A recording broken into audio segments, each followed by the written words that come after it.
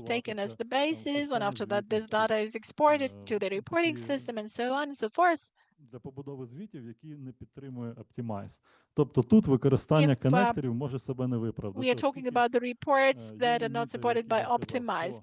then the use of connectors will not be the best option, because Igor has mentioned that there are limits in terms of memory for the data. Not all the data can be stored, and there may be a lot of data. So it's probably not possible to use connectors here. Also, if there are some requirements where there is a strict regulation regarding the life cycle of data, suppose the data should be stored for more than 2 years, starting with the date of signing of a certain application or statement by the client. So if we do have such requirements, the low-code connectors will not help you with this. In this case, you will need to really go to the process of custom development, customized development. But normally it's about a real development team, a real IT project, and not about this low code approach when you can have instant automation of some basic needs. But most of the needs can be covered by connectors because these are basic needs. Thank you for your attention, and suppose there are some questions, I will be happy to take them.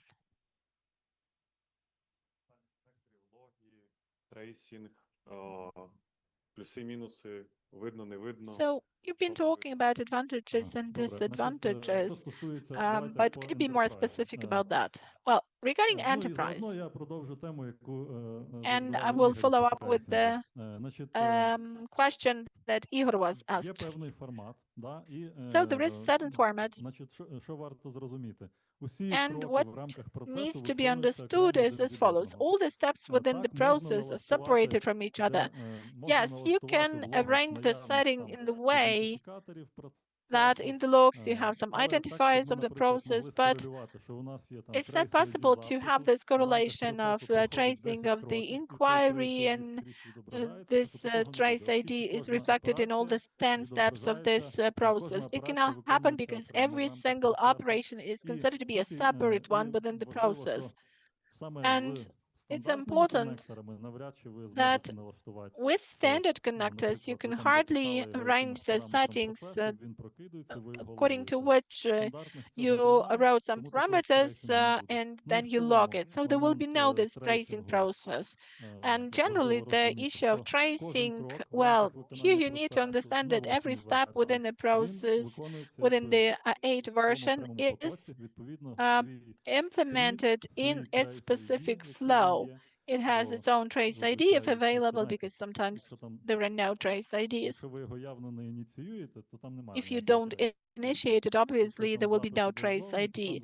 And if the inquiry is coming from the outside, so normally it's like this trace ID is generated automatically.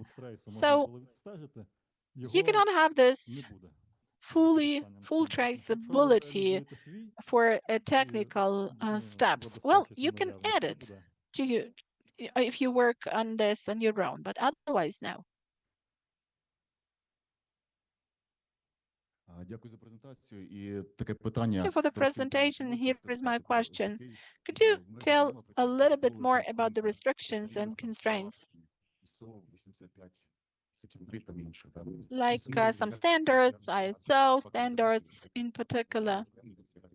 Unfortunately, the sound is bad again.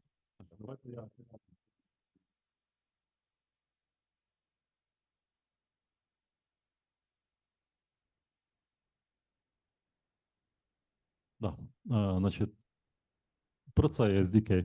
Значить, в чому момент? SDK надає засіб для того, щоб реалізувати is providing a means for using the connector that will be working with Camunda cluster.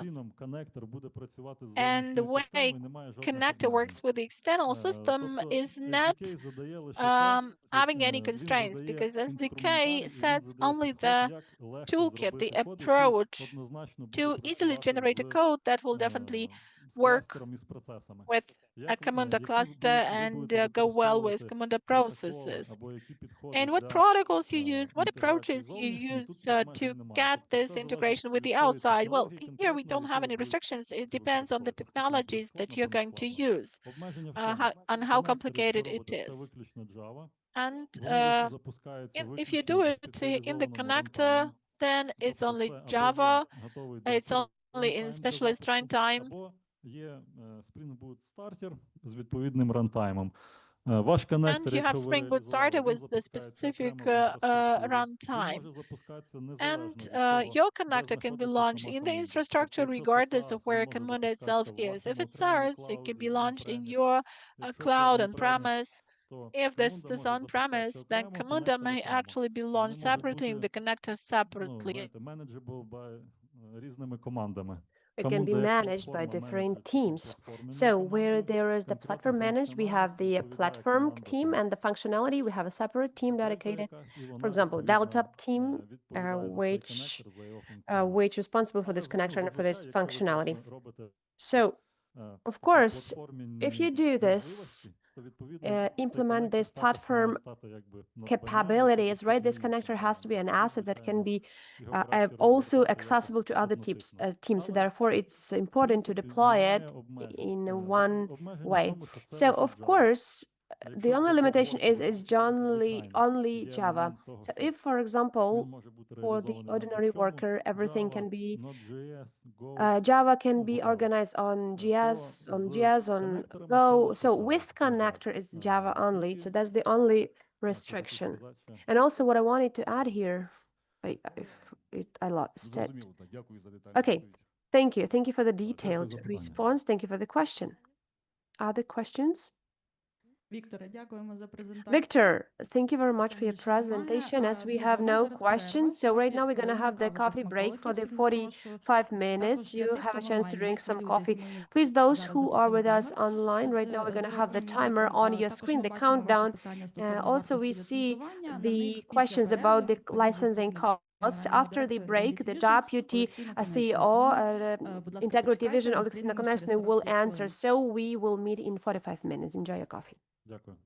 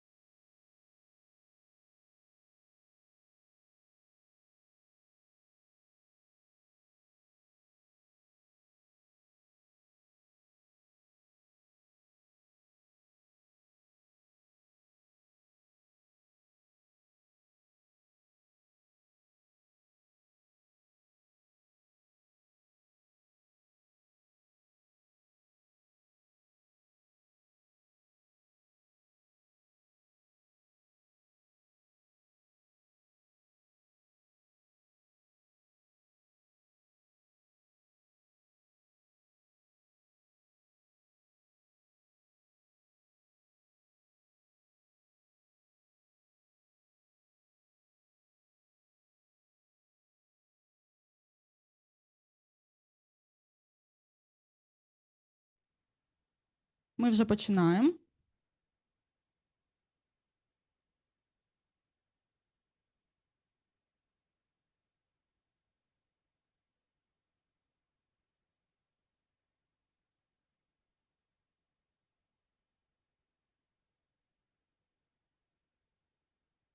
Так, ось ми і повернулися після перерви. Сподіваюся, всім сподобалися смаколики, а розмови були продуктивними. І так, ми обіцяли повернутися з відповідями на запитання про вартість ліцензування. Це питання звучить так.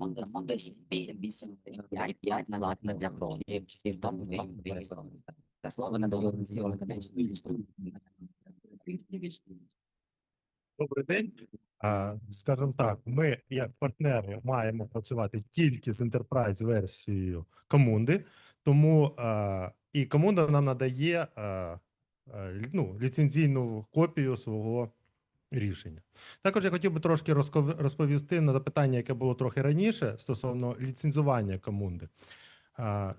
На жаль, я не можу вам розповісти ціни, тому що вони являються закритими, але я можу надати деякі поради і розказати, що саме впливає на вартість ліцензії, які самі параметри треба порахувати, надати представникам Camunda, і вони нададуть ціни.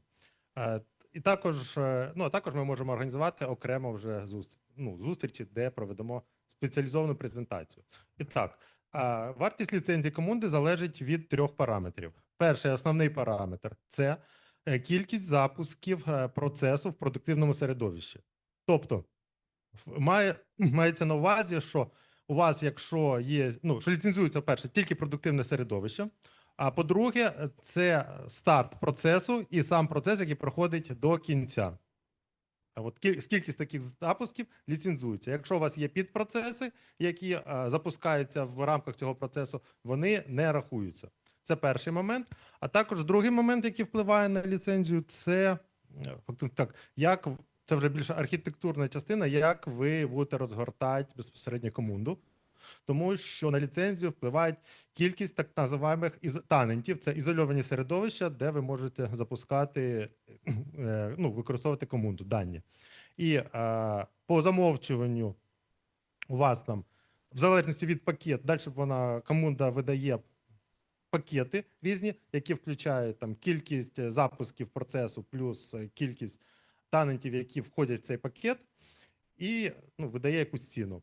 Тому перший базовий, там, по-моєму, починається від мінімальний пакет, включає в себе це 1 танент і 10 мільйонів запусків процесу, 10 тисяч запусків процесу, а далі вже йде наступний крок, наскільки я розумію, 50 тисяч запусків процесу і там 3 таненти. І от так далі, у них така табличка, матриця, яка рахується. Але ж хочу по досвіду сказати, що Camunda досить гнучка, менеджери досить гнучкі, підходять індивідуально до кожного кейсу, і тому тут не треба боятися.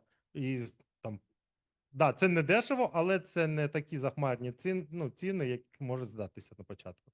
Ми допомагаємо нашим замовникам, нашим партнерам правильно рахувати, щоб не вивести в оверлайсенс.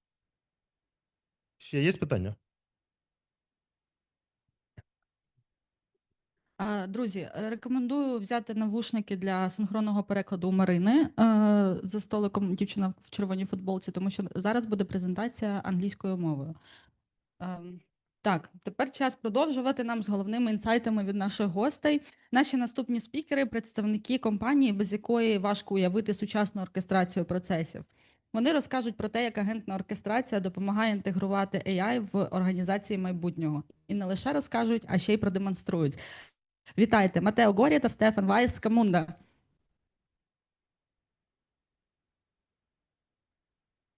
Hi, Матео. Hi, Стефан. Hello, good morning or good afternoon. Hello, good afternoon, everyone. How are you? I'm very good. I'm very good. How is everybody doing? It's everything okay, thank you. So, you can start. All right. So let me share my screen, and at any point, please tell me if you see everything or if I need to change something. All right. Oh, perfect. Well, hello everyone again. Thank you for joining us today. My name is Matteo Gotti from Camunda. I'm a business developer. I've been at Camunda for a little less than 2 years now, and I've been working on these territories that you see here on the slide. So in this session, I'll share how leading financial institutions are using Camunda to automate their most critical processes, improve our operational KPIs, and prepare for the future with AI-driven orchestration.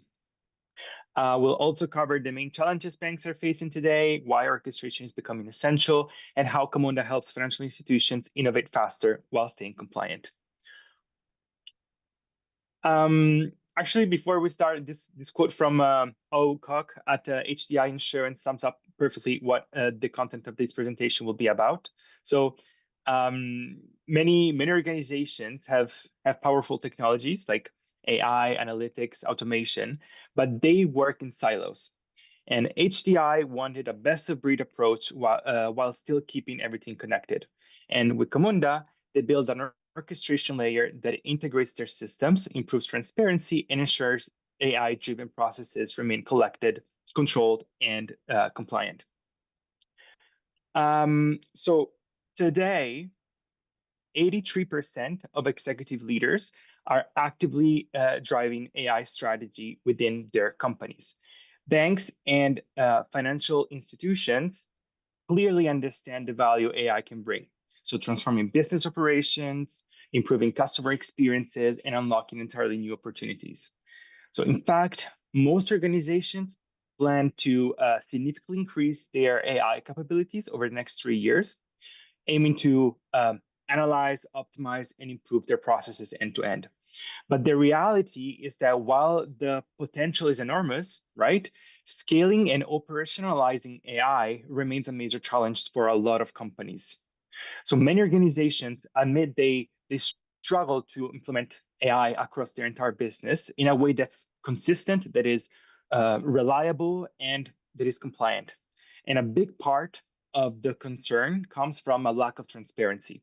So leaders need to know where and how AI is being used within their processes, especially with growing regulatory pressure, for example. And this is why we believe there needs to be a clear definition of AI's role within their process or within process automation, and on that addresses security, governance, and integration challenges while ensuring full alignment with your organization's broader business goals. So still on the same topic, we see that technology is evolving faster than ever, right? So especially right now with AI. And every week there's a new model, a new framework, or agentic tool being released, and organizations are under pressure to keep up, essentially. In fact, we see that 84% of executives believe they won't hit their growth targets unless they scale AI. And this creates real boardroom pressure, so to say. So leaders want to know what their teams are doing with AI, how it fits into their strategy, and how it impacts processes. And the challenge is that while AI isn't new necessarily, this new wave of capabilities is forcing organizations to rethink how they build and automate processes from the ground up. So more specifically in the banking sector, or rather I should say financial services, insurance, and banking, we see that these organizations today are under huge pressure from several directions, and AI is at the center of it, right? So on one side, customer expectations are shifting. So people now expect fast, simple, and personalized services anytime and everywhere. And even a couple of bad experiences can make it or break it for the customer, and can even make them switch to a competitor, for example. And at the same time, technology disruption is accelerating. So AI is opening new opportunities, but also creating risks, compliance challenges, and added complexity. And finally, technical debt is piling up.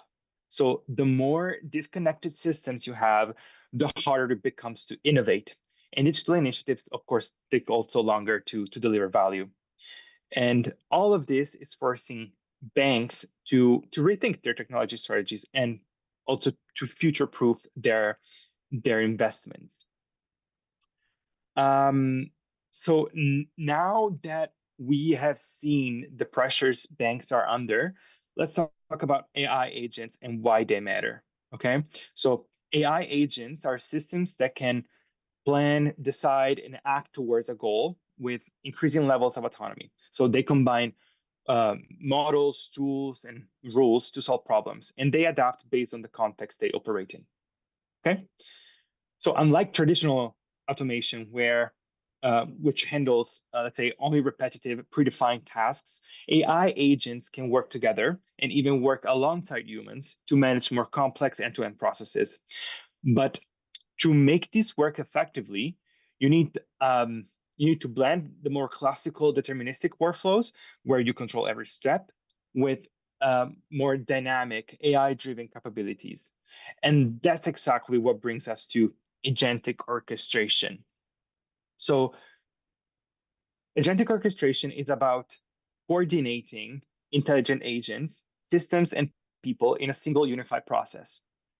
So on one side, we have the deterministic orchestration, where you define every step in advance. It's structured, it's predictable. Let's say it's ideal for all those processes where compliance and control are more critical.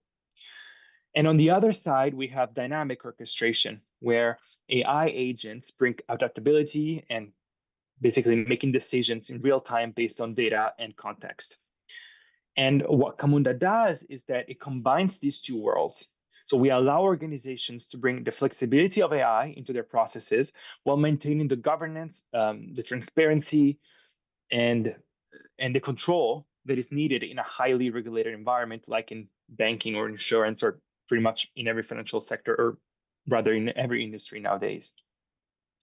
So, so agentic orchestration is basically what enables organizations to become truly AI native, combining the predictability of deterministic processes with the flexibility of AI-driven dynamic decisions. So it brings together human systems and AI into one seamless flow while adding the visibility, auditability, and guardrails that banks need to stay compliant. And this is critical right now because technology is evolving faster than ever.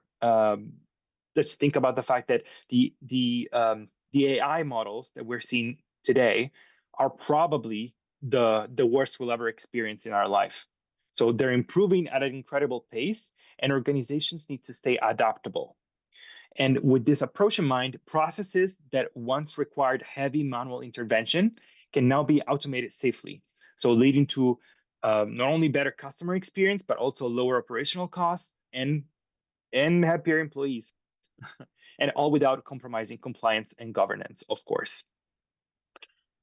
So even with all the excitement around AI and agentic orchestration, the reality is that scaling is hard.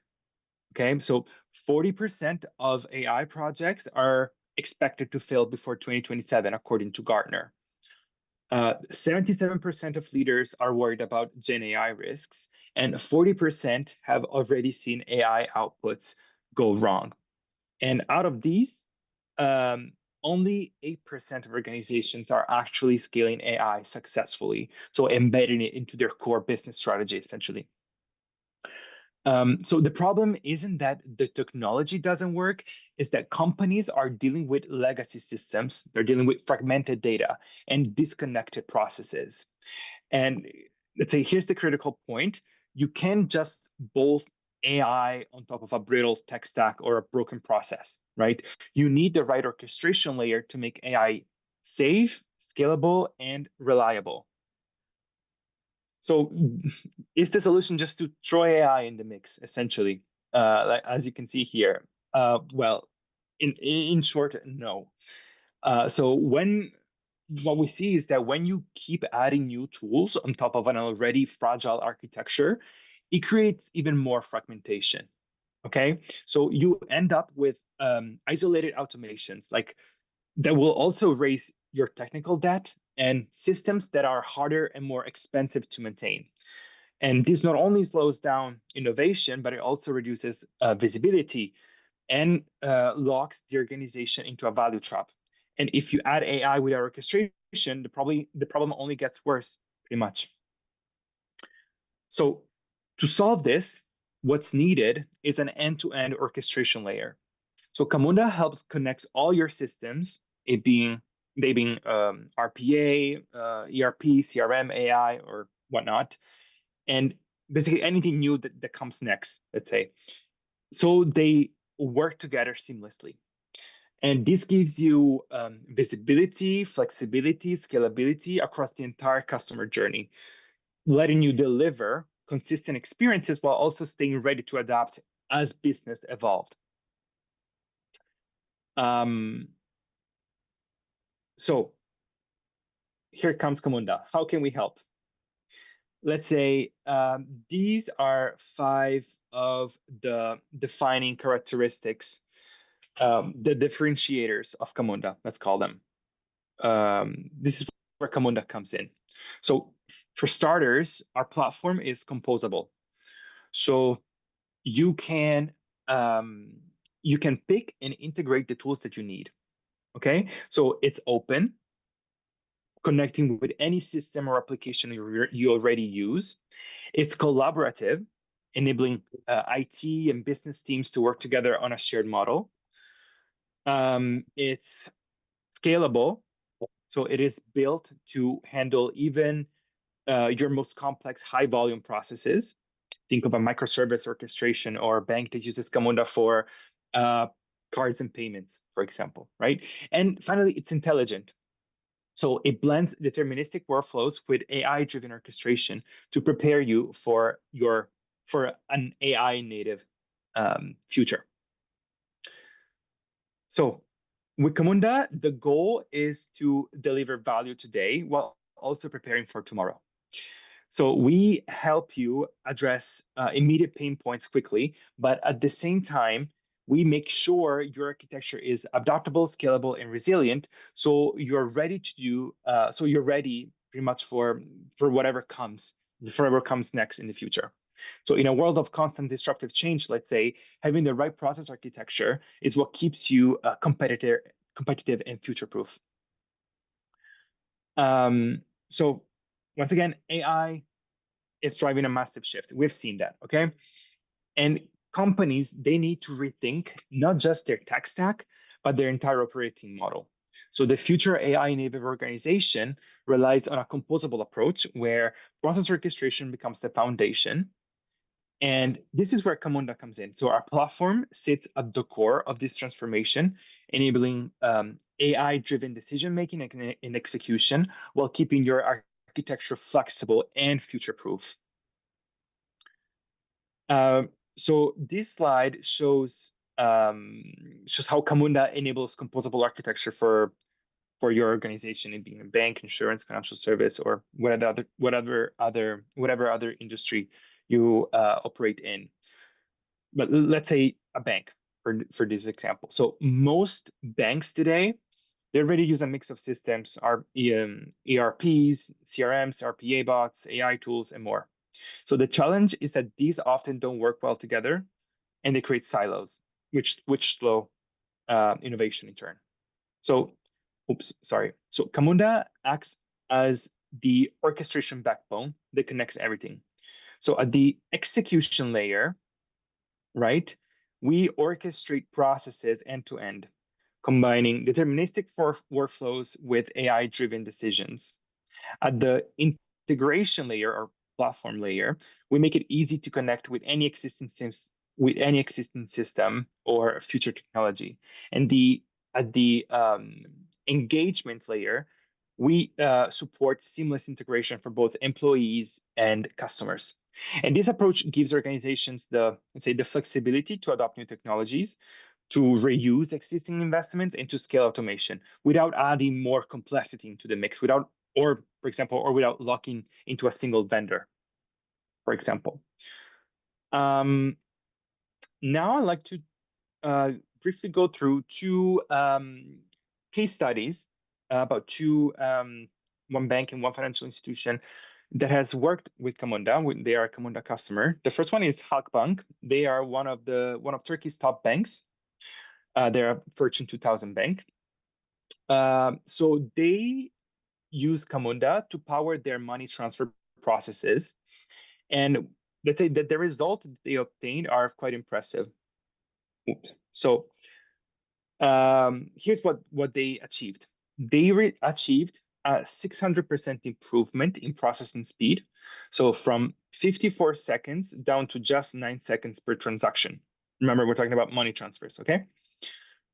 The error rates halved, improving reliability and compliance. Approximately 60% of transfers have become complete without human intervention. And they also freed up 32 full-time employees to focus on, let's say, more strategic initiatives and save work and save their operation teams around 730 hours of work per year. And what made this possible was a high performance orchestration structure. So Halkbank designed a layered architecture featuring smart prioritization, dynamic authorizations, and real-time dashboards. And Camunda orchestrates the entire transaction from the scanned customer orders and OCR-based data extractions to AI-driven decision-making and a seamless integration with the core banking APIs. So I would say these results are quite impressive. Another case study is the case of Pater. So Pater is a company that, let's say, powers contactless payments in, let's call them unattended environments. Think of vending machines, kiosks, EV chargers, and so on and so forth. So their business was booming, right? And but let's say onboarding new payment terminals, it used to take them 5 working days to onboard these new terminals. And that simply, let's say, wasn't sustainable in a 24/7 globally expanding operation. So they turned to Camunda, and together with our partner in Centro and low-code front ends like Mendix, for example, they drastically streamlined onboarding. So what used to take days now can take seconds. So really, truly frictionless and fast. But let's say here's how they did it and what it delivered. Once again, the challenge was to scale terminal onboarding globally without expanding headcount or adding complexity. The solution for them was a composable architecture. So Camunda orchestrates the full process. Customer onboards via a Mendix portal. RPA bots handle repetitive tasks in the background, and everything is modular, flexible, and scalable. And the value that they realized is that the time to onboard new terminals dropped from 5 days to seconds, some in as little as 10 seconds. Smarter automation or smarter orchestration eliminated manual handoffs.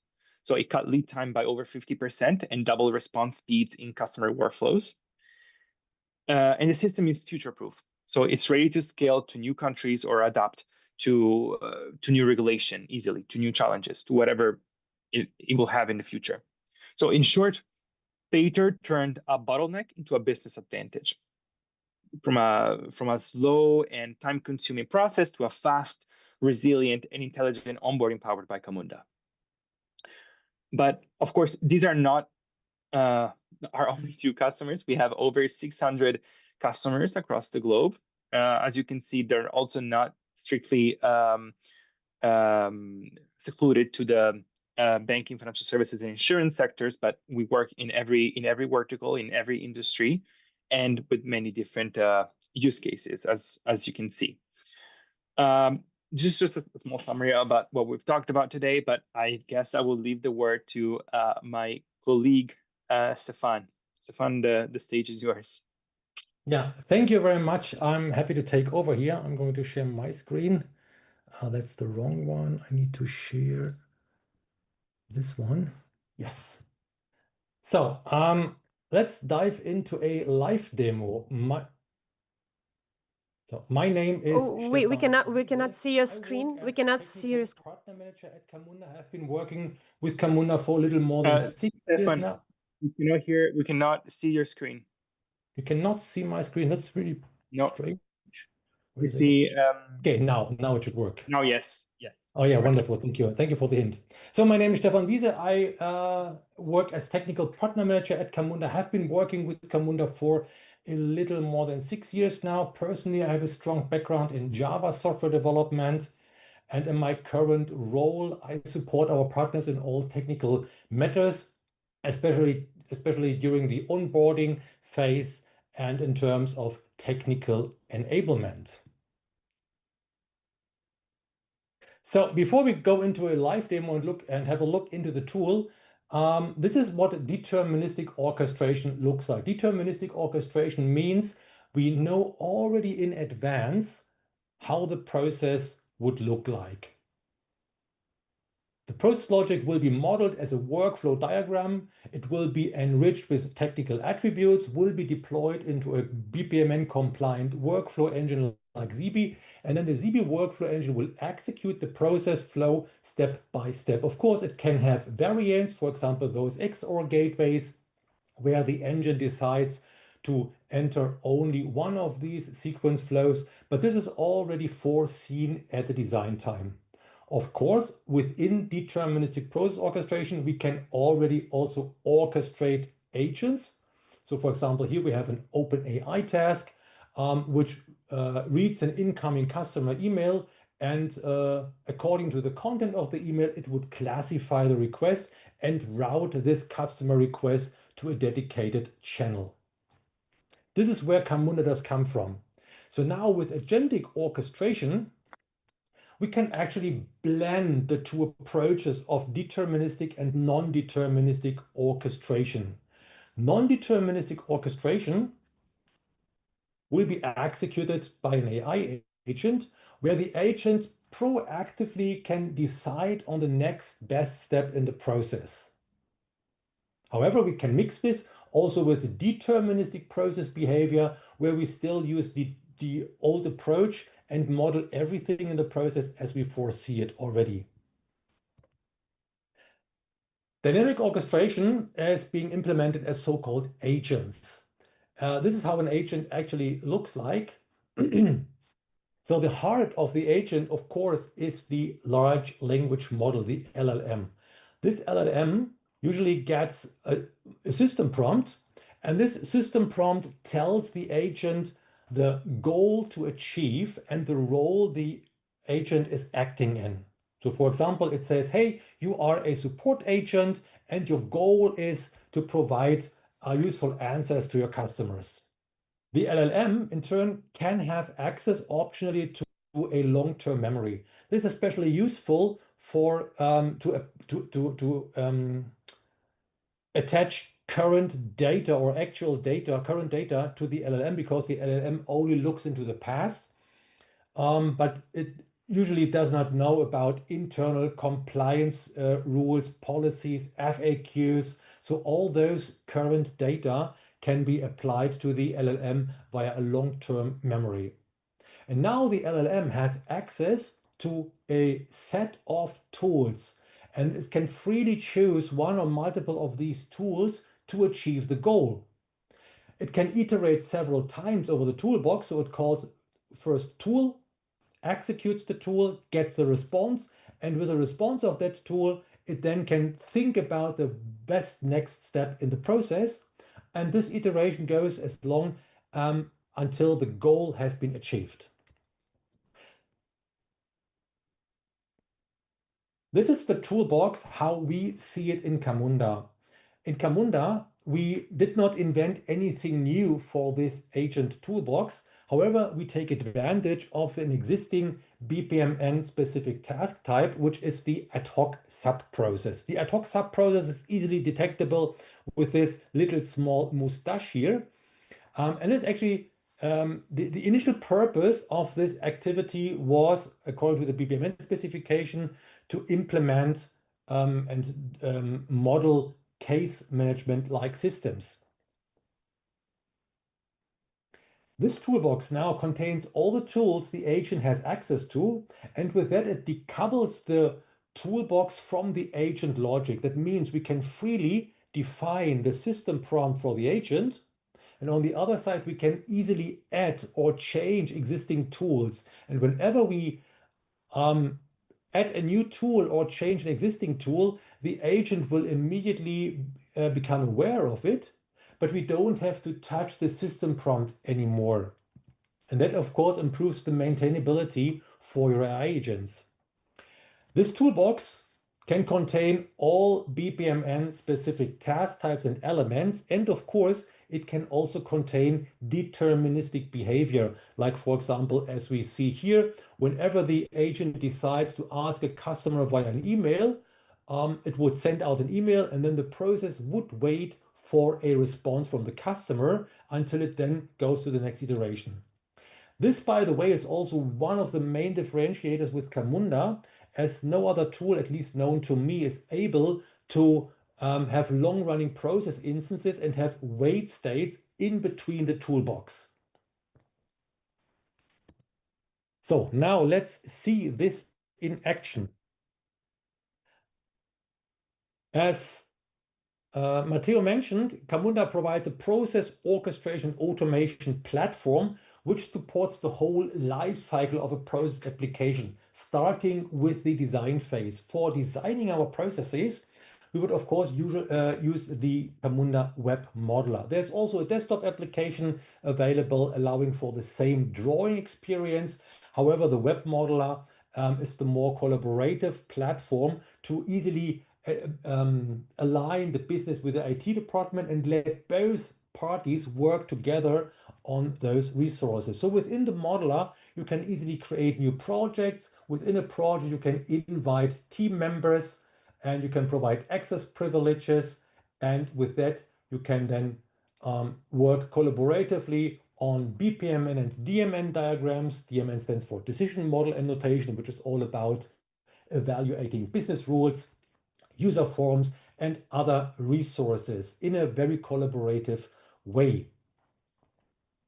The web modeler itself is also enhanced with AI capabilities. So we integrated an BPMN copilot, which lets you create BPMN diagrams out of process descriptions.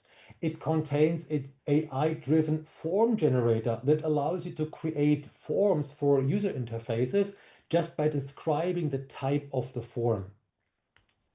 Let's have a look into the actual demo showcase. Now let's imagine we're working for, of course, for a bank, but in that case, it's just a fictional bank called Camunda. And Camunda wants to grow their business, but they have lots of inquiries coming in from customers via emails and other channels. And actually, they cannot really grow as they want to because they're not able to find enough well-skilled people to staff their support team. So now they need to find a solution to be able to scale their business. Let's have a look into this banking support agent. This banking support agent now is actually able to take any request or any inquiry coming from a customer, in that case via email. So I can, as a customer, can send in an email. And then we have the first AI component, which will classify the customer request. In that case, it is an AWS Bedrock connection with a Claude Sonnet model that will read the contents of the email. And according to the contents of the email, it will route this email to a different channel. If I send a request regarding a loan, it will route this to the handle loan questions call activity, which is just a reference to another process. So within the modeler, I can now easily jump to this process definition. And here we now find our agent that deals with all loan-related inquiries. The first thing this process would do is it would fetch the past conversations from a long-term memory. So we utilize a vector database. In that case, it's an open search database, which stores all the customer conversations. If we don't find a conversation yet, it will throw the so-called BPMN error, and we then can easily continue without any past conversations. Then the process engine would actually continue to the next activity, which is the handle customer request. This is the agent task, which contains all the logic how to deal with a incoming customer request. So this essentially gets a system prompt that tells the agent you are working as a support agent and your task is to provide meaningful and useful answers to your customers. So this agent now has access to this nice little toolbox that we already have seen. So they can load the customer data from a CRM system, or in that case, it's a SQL database. They can calculate loan payments and assess the affordability. They can load available loan products. They can always reach out to a human being. That's a very important aspect here, to keep the human in the loop and to be able, or let the agent be able to bring in a human at any point in time. So now the agent can easily access these tools in order to achieve the goal. This process model will entirely be done in the process modeler. And in the second step, once we define the process model, it will be enriched, of course, with certain technical attributes. You can do this on your own. Usually our customers rely on strong partners like Integrity Vision that can do this technical integration implementation for you. For example, we have here this, let's say, this email task. Camunda provides lots of off-the-shelf available connectors that you can take advantage of, so you don't need to write code to send an email. It's all done via configuration here on this details panel, where we find all the technical configuration to send an email with a connector, or to access a SQL database, to have access to an SAP system, or to query a knowledge base, in that case an OpenSearch database.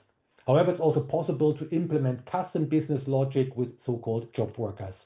Now, after modeling this process and enriching it, enhancing it with all the technical attributes, it will then be deployed into the workflow engine.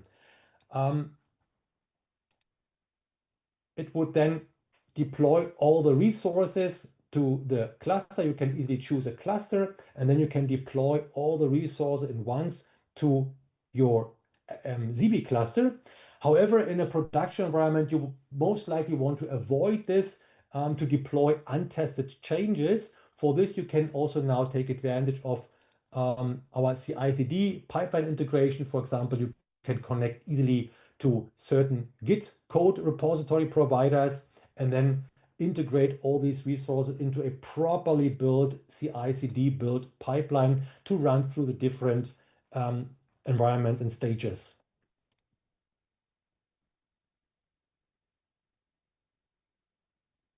Okay, let's see this process now in action. I'm going to my email client, and I already prepared a draft for an email. And I can say now, hello, due to a poor performance during an Agentic AI demo at a conference, I lost my job and now am experiencing financial difficulties. I'd like to know what options you have to defer or reduce my monthly payments for my existing loan. Thank you, Stefan. So just as a human speaks, I write my email and I can now send in my email to the Camunda Bank. Before we look into the process instance, how it actually behaves, let's think about how a real human would deal with such a case. And you can always think of an AI agent as a new team member. New team members are usually very skilled, but they are unexperienced in the current field they started to work in. So now if we think about our support agent as a new team member, as a human being, how would they deal with such a case? I would expect, or at least I would first, when I read this email from the customer, I would first load the customer data. So I look into a CRM system to get a better understanding who am I talking to and what products did the customer buy before and what was the previous conversations. Now, as I'm familiar with the existing customer data, I read the contents of the email, and as a new team member, as I said, I probably don't know how to deal with such a case. So what would I do as a human being? I would first query the knowledge base to find an answer, how to deal with customers who cannot pay anymore. If I don't find any satisfying answer in the knowledge base, what would be my next step? I would most likely go to my supervisor and ask my supervisor how to deal with that case. And that is what we mirrored here. We provide all the possible tasks, and now let's see how the agent behaves and if that actually fits my assumption how a human being would work. For this, we can now go over to Operate. Operate is the tool for the operators. That's a live demo. Something went wrong. Okay, give me just a second. So here we are. Processes, dashboard. So Operate is the tool for the operators where you get real-time insights into the workflow engine. You would see at a glance which process definitions you have deployed to the cluster, how many process instances we have up and running, also in each process definition. And if there were any errors, they would appear here on the right side so that the operators can immediately work on the most pressing issues. For example, a system is down or cannot connect to. So we are interested in our banking support agent process. And we see now here we have a couple of instances up and running. And obviously at 12:37, that is the one we just created. So let's jump into this instance. Of course, in Operate, we can also look at already completed instances. We can provide more filter criteria, variable values, error messages, start date, end date, and lots more to find specific process instances we are interested in. Let's jump into this instance that we just created. And we see here now in Operate, blue highlighted the path our so-called BPMN token took through the process. So we received the email, the request has successfully been classified, and it obviously was routed correctly to the loan department. We also find here below the instance history and all the process variables, which as an operator, I'm allowed to edit or even to add new variables. Camunda has a resource-based access control system in place, so you can easily fine granular tune who is allowed to do what in the system.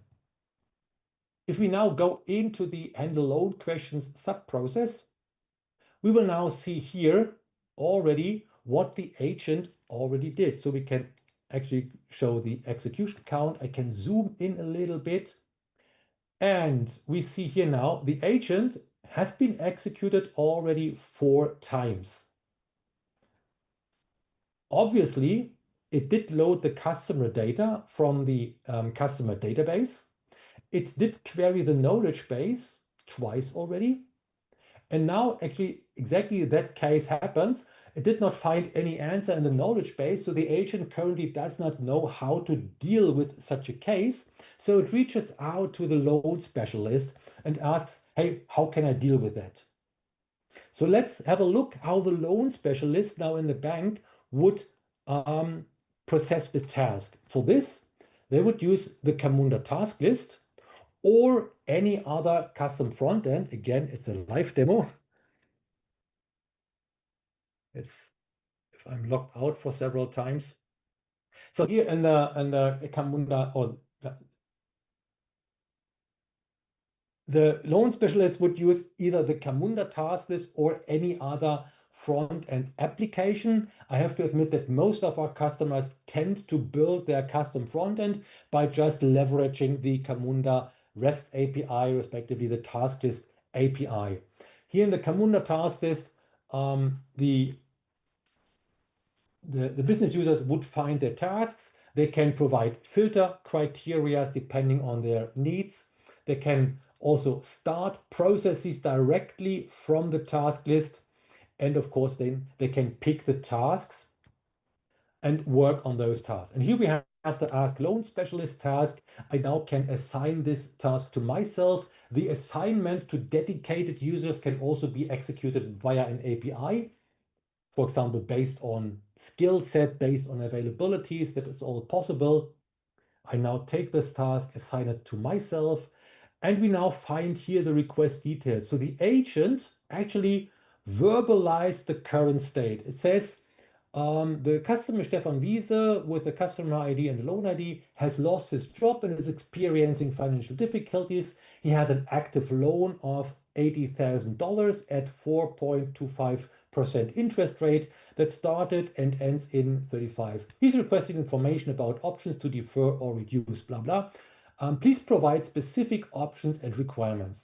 So like a human would act, the AI agent now verbalizes the current state and asks for some help. So now as a loan specialist within the bank support team, I can now decide I want to take full control.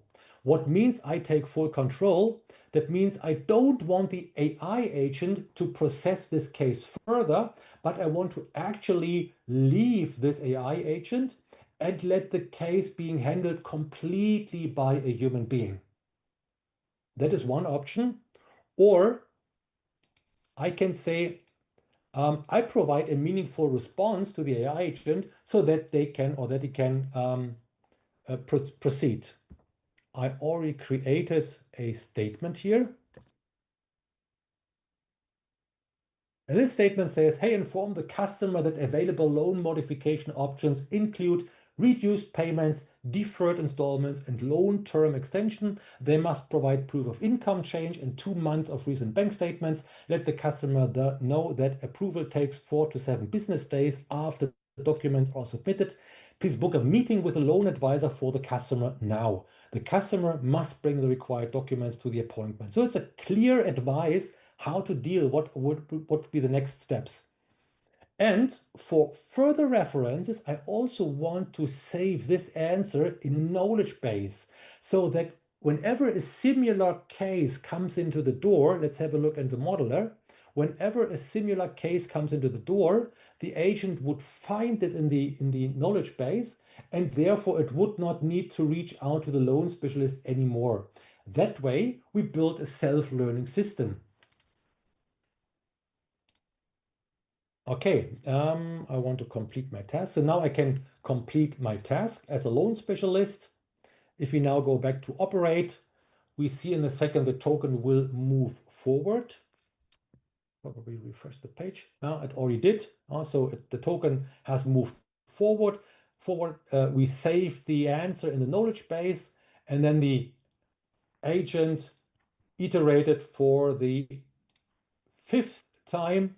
And now the next step was to send an email to the customer, and now the process would wait for a response. Let's have a look into my inbox to see what comes in. So here we have an incoming email. Oh, very friendly. Dear Stefan, I'm sorry to hear about your job loss and the financial difficulties you are experiencing. I want to help you explore the available options for your loan. So now it explains the loan options. I don't read the whole email. Required documentation to proceed with any modification you need to provide. And the next steps would be, could you please provide me with 3 time slots when you would be available for this appointment? Okay, wonderful. Let's answer that one. Hello. Oh, let's probably delete this one here. Hello. I will be available next week, Monday, Tuesday, and let's say Friday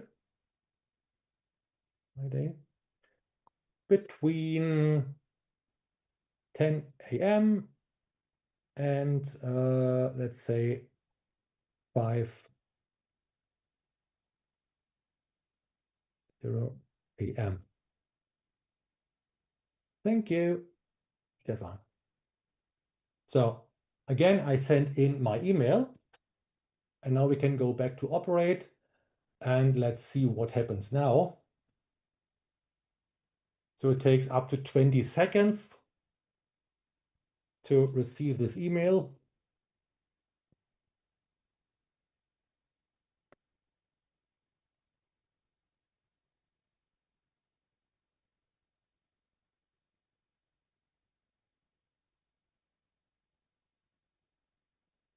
Can be long, 20 seconds, I know.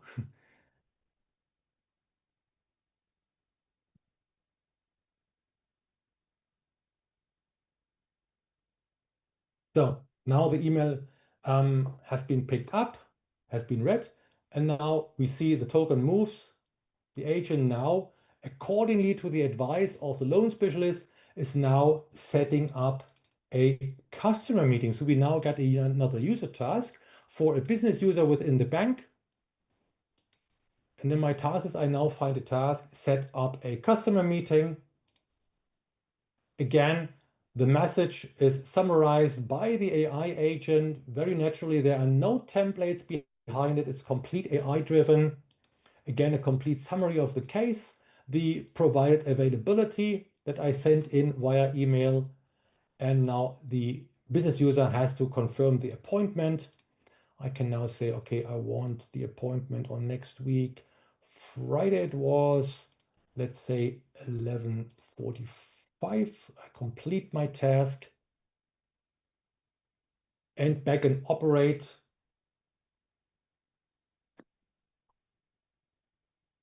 Now the agent again thinks.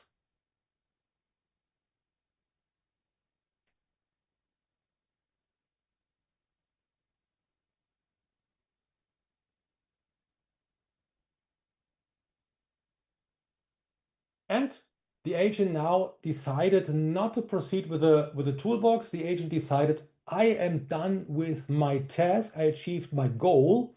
And therefore, on this gateway, the engine proceeds to the next task. We save the customer conversation in a long-term memory, so for future reference. And then in the process, we see a very important task, agent as a judge. Trust building is a very important aspect when introducing AI. It's a new technology, and we have seen the numbers where actually IT leaders struggle to utilize AI because of missing trust. So we can easily now use the same technology to verify the outcome of the first agent. So technically, this is another agent, which it can also point to another LLM, which gets a dedicated system prompt to verify all the actions and the outcome of the first action. So essentially it says, hey, the first agent had the task to provide meaningful and useful answers to the customer. Do you think the task has been achieved successfully? And now the agent looks at the results, and the agent can now decide, yes, that looks good to me as well. And as it did look, indeed, we now send out a final answer to the customer, and now someone from the business department can review and close the case. If the agent was a little unsure, we can bring in another human, or if the agent says, no, that is not really helpful, and then we can do break out and again let a human being handle this case completely. For the beginning, you probably and most likely would not use the agent as a judge, but probably another user task to verify all the outcomes from the agent. But it's a very nice approach to verify that the results are as expected. If I now go to my inbox, I find now here the agreed appointment and a final answer. Thank you for contacting Camunda Bank regarding a loan. We've successfully scheduled your appointment with our loan advisor. Please bring proof of income and all the stuff. Yada, yada. Finally, I would like to show another case, but only from the historical perspective, which is the same process, but just with another request. So this request actually was where the customer asked for house loan options. Let's have a look into the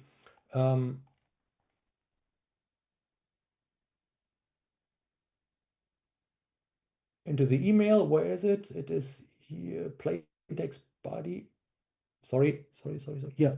So the initial request was, hello, I'd like to buy a new house. What kind of mortgage do you offer? What specific information do you need from me? So, and with this request, the agent again did completely handle the case on their own. We see it did query the knowledge base. As it was not an existing customer, it did not load the customer data. I zoom in a little bit here. It did not load the customer data. However, it did load the available loan products because it understood, hey, it's a new customer. They want to have some mortgage options. So I need to load the available products from the database, send this to the customer. The customer responds with certain data like the price of the house, the yearly income, and then it did calculate the payments, and eventually it did then send a final answer with a final offer to the customer. So this shows the power of such an agent.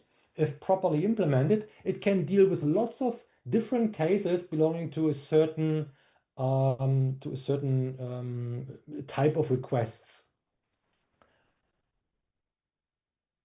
And with that, now Camunda is actually able to scale their business because lots of work, repetitive tasks, can now be taken off the support team so that they can focus on more skill needed and more important tasks than providing answers. And for the customer, it's a very nice outcome because they don't have to wait for days or even weeks to get a response. They get an immediate response right after sending an email, which is a very nice user experience. So with that, I stopped first the screen sharing. I finished my live demo and am now happy to take your questions if there were any.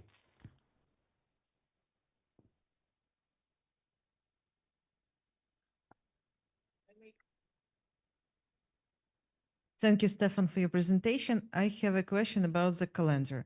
So like technical one. In the mail, it was the option to book a meeting. Was it connected with the real calendar? Built it by IT, or it is created by the AI, having in mind it has access to the real calendar, or it was just the technical options and then it was the check with the real calendar? So in that case, in that demo case, we did not use any calendar integration. We just left it to the AI to ask for available time slots. And then we used the provided time slots from the customer to give this to the business user in the bank to set up the final and eventual customer meeting. However, you can easily think about integrating also a calendar via an API. So Google, for example, Google Calendar API or Microsoft 365 Calendar, they offer APIs. And by taking advantage of existing connectors or custom implementations, you can easily also now build a connector integration and let the AI look into the calendar of the, let's say, of the business user in the bank to find free slots so that they can provide the free slots to the customer and say, hey, please choose one of these slots. That's also very easily to imagine. Thank you. May I have one more question, please, as far as I have a micro on my hand. So I have a real problem in our bank to integrate AI because we are afraid to let AI to our internal system. Could you please share the experience how you overcome this obstacle with your clients? So actually, most of our customers, for POCs, it's fine to use some public AI like OpenAI or Azure OpenAI or Google Gemini. So we have lots of connectors available. However, as a bank which underlies certain regulations and compliance requirements, you usually don't want to use publicly available LLMs, but you would like to host them on your own. So that's definitely possible. You can host an LLM in your own infrastructure and then connect it to this internal, and then you make it available to via those tools. I have to say here that the AI cannot freely access those tools. It is always a configuration provided. Let's have a look, for example, into the load customer data. So the agent, of course, can only utilize what we did configure in the toolbox. If I go into the model, I'm not sharing my screen, sorry. I need to share. Wait a second. This one, share. Am I sharing my right screen? Yes. Yeah, okay, wonderful. Yep. Yeah, so if you go to the modeler, for example, look into the load customer master data task, that is an SQL database task. And of course, the agent can only execute what we allowed them to do. Well, let's do this here. So it's the connection here. Response to query. And actually, we only allow to select asterisk from customer where email equals email. So only this SQL statement can be executed by the AI. That means the AI, the LLM, has not free access to all your infrastructures, right? That's not possible. You can take advantage of so-called MCP service. So for example, if you use Jira and Confluence, you could use the Atlassian MCP server, which allows to freely access these data. But that's the responsibility of the MCP server. So with that, you could actually use the MCP server and say, hey, give me all the details for a certain Jira ticket. And then it would actually access via the MCP server behind it the Jira internally and get the data out of the Jira ticket. Or you could ask, give me all the information for our internal compliance policies, which are stored in some Confluence page, and it would then, via the MCP server, search your Confluence and provide the answer back. Does that answer your question somehow? Does it make sense? Anna? Yes. Okay. Next question.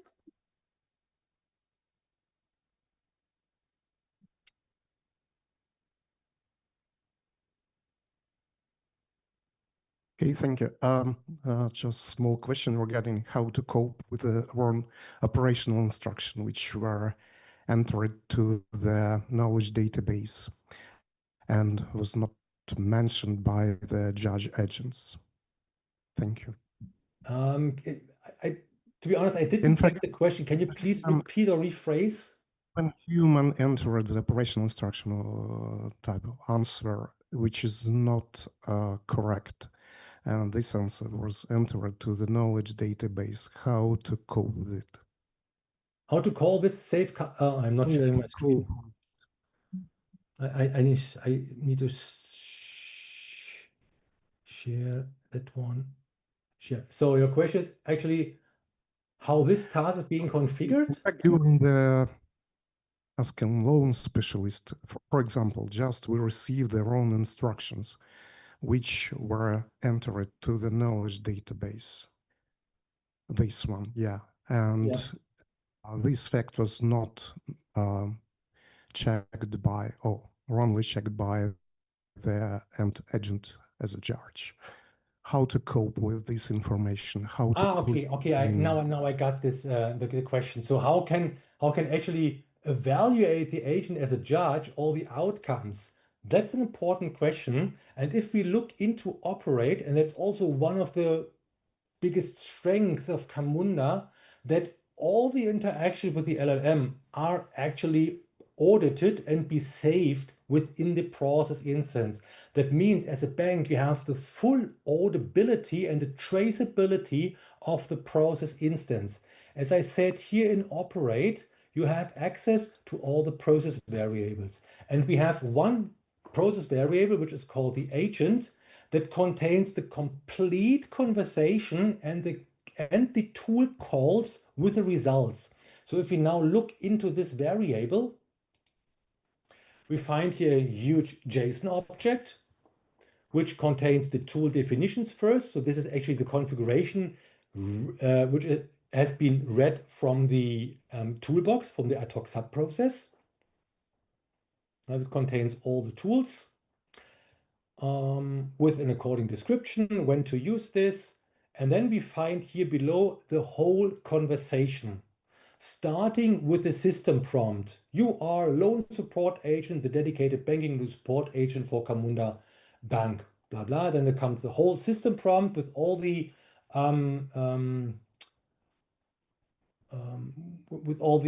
instructions how to work. Then we have the user. Hello, due to a poor performance of my email. And then the assistant thinks. And the assistant now calls a tool, which is the task load customer master data. And this task returns, what is it here? It returns now the customer master data as a JSON object. Then it proceeds. Now let me search our knowledge base. It calls the tool task query knowledge base. The result is actually empty because there were no entry in the database. Then it looked into the loan modification program. Again, did a task query knowledge base, did not find the answer, and then it reached out to the assistant. So the whole conversation and all the tool calls are persisted. And of course, you can see here, when accessing the tool, the FAQ, the response would be saved here. And with this complete information from the agent, now this agent as a judge can reiterate and make a conclusion if that was a good decision or not. Does that answer your question? Or did I completely misunderstood? Let's say embedded controls, due to embedded controls, so it's decrease the level of probability of operational error. On the other hand, so there is still possibility to for the information, wrong information, to be entered into the knowledge database, and I think as special additional agent for should be needed. So of course there is. Now I got it. You mean if the loan specialist enters wrong information and says a wrong answer to that specific request?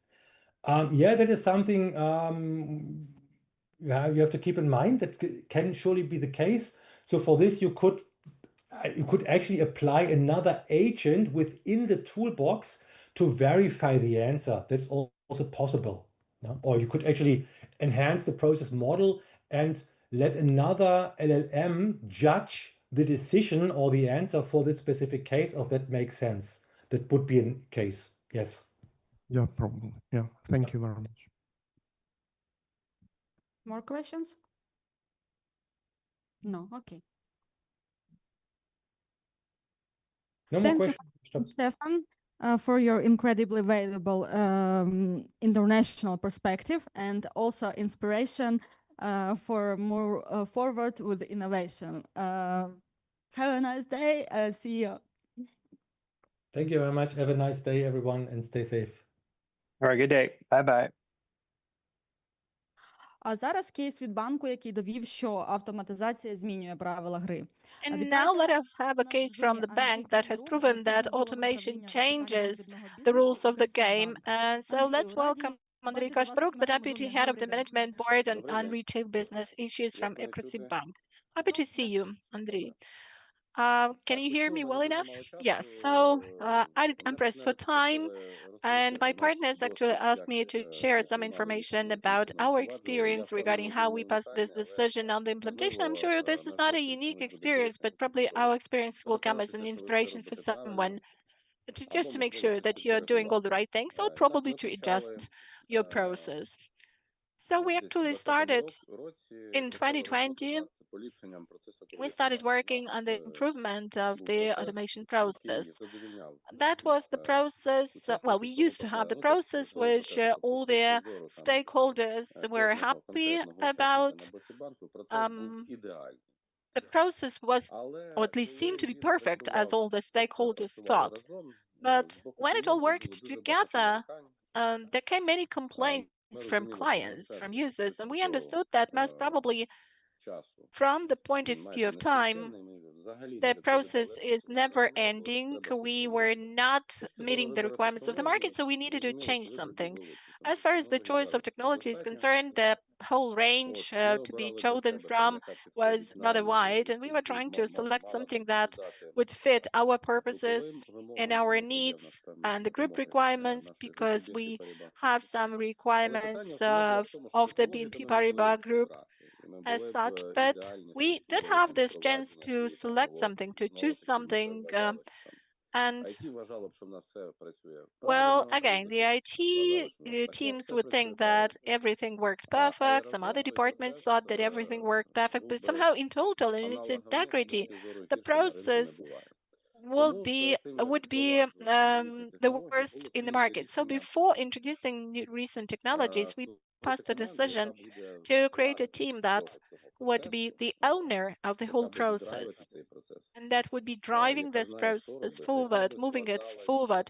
That should be a team that would consist of the representatives of all those departments, and this would be the team responsible for quality before to us and to the user. So we created this team dealing with the credit process, and we had all the specialists as a one-stop shop.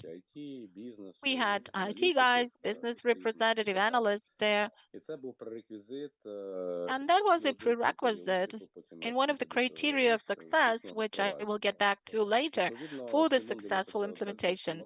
So we started working with Camunda in 2021 by creating this team that knows what to do with all this, has transparent KPIs, one of which was to reduce the timeline until the passing of the positive decision and until the loan is given to a credit. So we actually launched our work in this respect in 2021 as far as crediting processes are concerned. What is also important is that when you're implementing any interesting advanced technology decision, state-of-the-art decision, you need, or solution, you need to have a reliable partner that will help you to get clear about how it could be implemented into your context, because there were a lot of requirements on our side. As far as technology is concerned, it was necessary to how integrate new technology, and the burden on our teams was non-uniform. In some periods of time, we did not lack our own resources. In some, we did.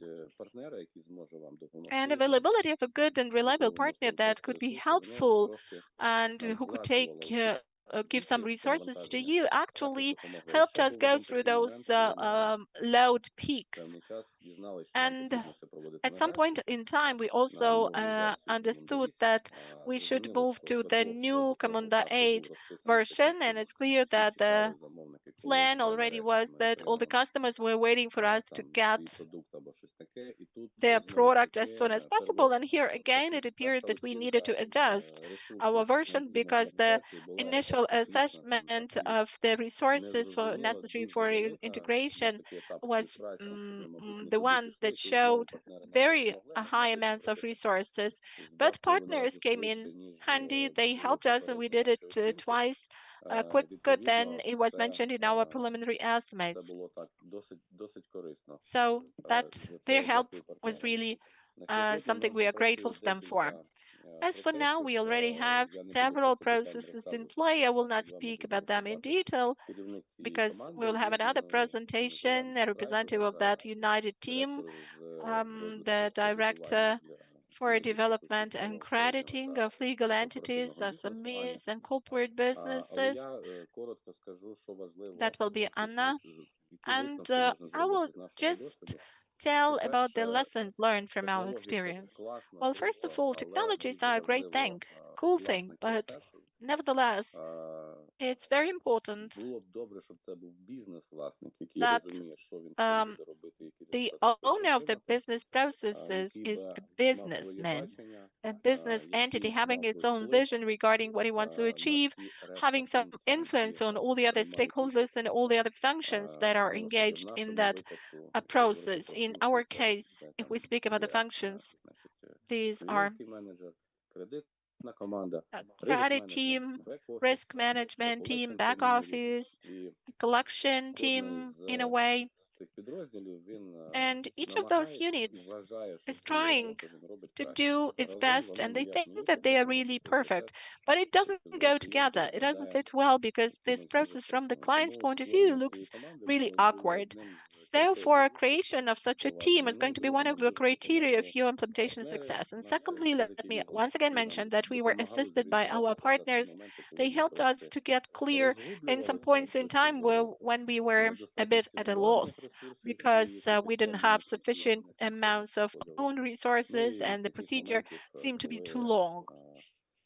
They really helped us a lot also in some points in time when you were gaining some pace and then you raised the level of expectation of your customers, and then all of a sudden you understood that you still need to spend a year or a year and a half on some technical characteristics to introduce them, and the final cost goes upwards. So the partners helped us with this a lot.